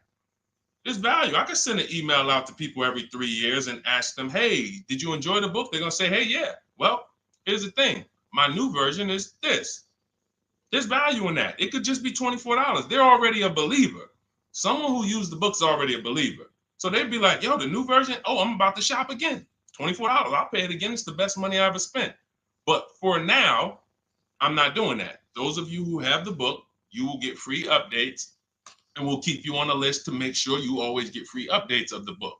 So your link for 75% off is in the YouTube comments. It's only good for 30 minutes. It's in the Facebook comments, and it's in my Instagram and TikTok bios. Click those links in my bio. Click the button that says 75% off my new book. Get there before the $97, before it goes back up to $97. And make sure you save the support email, guys. Screenshot the support email. It's scrolling across the bottom of the screen. If that book is not in your inbox in 5 minutes, I want you to email my support team. Make sure you check your spam. And I also want you to, as soon as you purchase, you'll see, I say, hey, access your book below. So there's a link where you can click, open it up, get your book immediately if you want to download it, but I also email you a copy. But make sure you save the support email just in case. And again, that email is not for questions. Okay, it's not for car shopping questions, nothing like that. That's only to make sure you get your book. Okay, so great. Listen, great job. We've been on here about 1 hour and 20 minutes. Great questions. You guys know I like to go into detail in these questions. I would love to be able to get through 100 questions in 1.5 hours, but that's just not the way it works. We're not talking about buying, $100 items here. If we were talking about house buying, we'd have to go into detail. These are major items. This is the most expensive item y'all are going to buy behind your house. Think about that. And think about how many people are there to protect you when you buy a house. Think about how many people have licenses. See how that question got asked earlier? Can they sue if it was a house and they did you wrong? Sure. You can go before the real estate commission. People can lose their license. People can lose their ability to practice real estate. If they did something unethical, you can bring them before a court and a judge, and you can have recourse. You can get, justice. Cars, you got nobody. No one's licensed. The person who's helping you buy your car that you're sitting there negotiating with, which I want you to stop, they might have just got that job. And they didn't get that job because they're a finance expert and they're someone who understands how to help you, because they're not going to ever make you compete against. They're never going to put you in a position where you can make them compete. They'll say, hey, let's negotiate. But here's the thing. That person just got a job because, you know how many people walked in a dealership with a good smile and a good personality? 2 weeks later, they're selling cars. These are the people that are helping you. They're not licensed. They didn't go through school. They didn't go through ethics training. They didn't go through any of this stuff that realtors and brokers have to go through to help you buy houses. So when you get your car, it is on you. That's why you want me working with you. You want my blueprint. You're not by yourself. You're watching my videos. Once you get my book, you can stop watching my social media videos. I don't want you watching my social media videos if you have my book. It's just going to confuse you, because what my social media videos do is warn you what not to do. That's what my social media videos do. Don't do this. The worst thing you could do is this. The worst thing you could do is this. Don't do this. My book is teaching you what to do. It's telling you what to do. It's not an education book. It's a do this first. Step 1, do this, do this, do this. Step 7, hey, congratulations, we're taking delivery. We're not focused on that. So once you get my book, you don't have to watch my social media videos ever again. And I want to say that because a lot of people will get the book and still be watching them and trying to piece it together. You got my blueprint. You don't need those videos anymore. Okay? So always a pleasure, y'all. God bless you. To those of you who have your book, make sure you email me when you pick up your cars, send me all the details. Deshone, check this out. This is what I got. This is what I paid, so that we can bring you guys into the stream and continue to tell everybody about you. So about the results. All right. God bless y'all. I will see y'all on the next stream. Always a pleasure.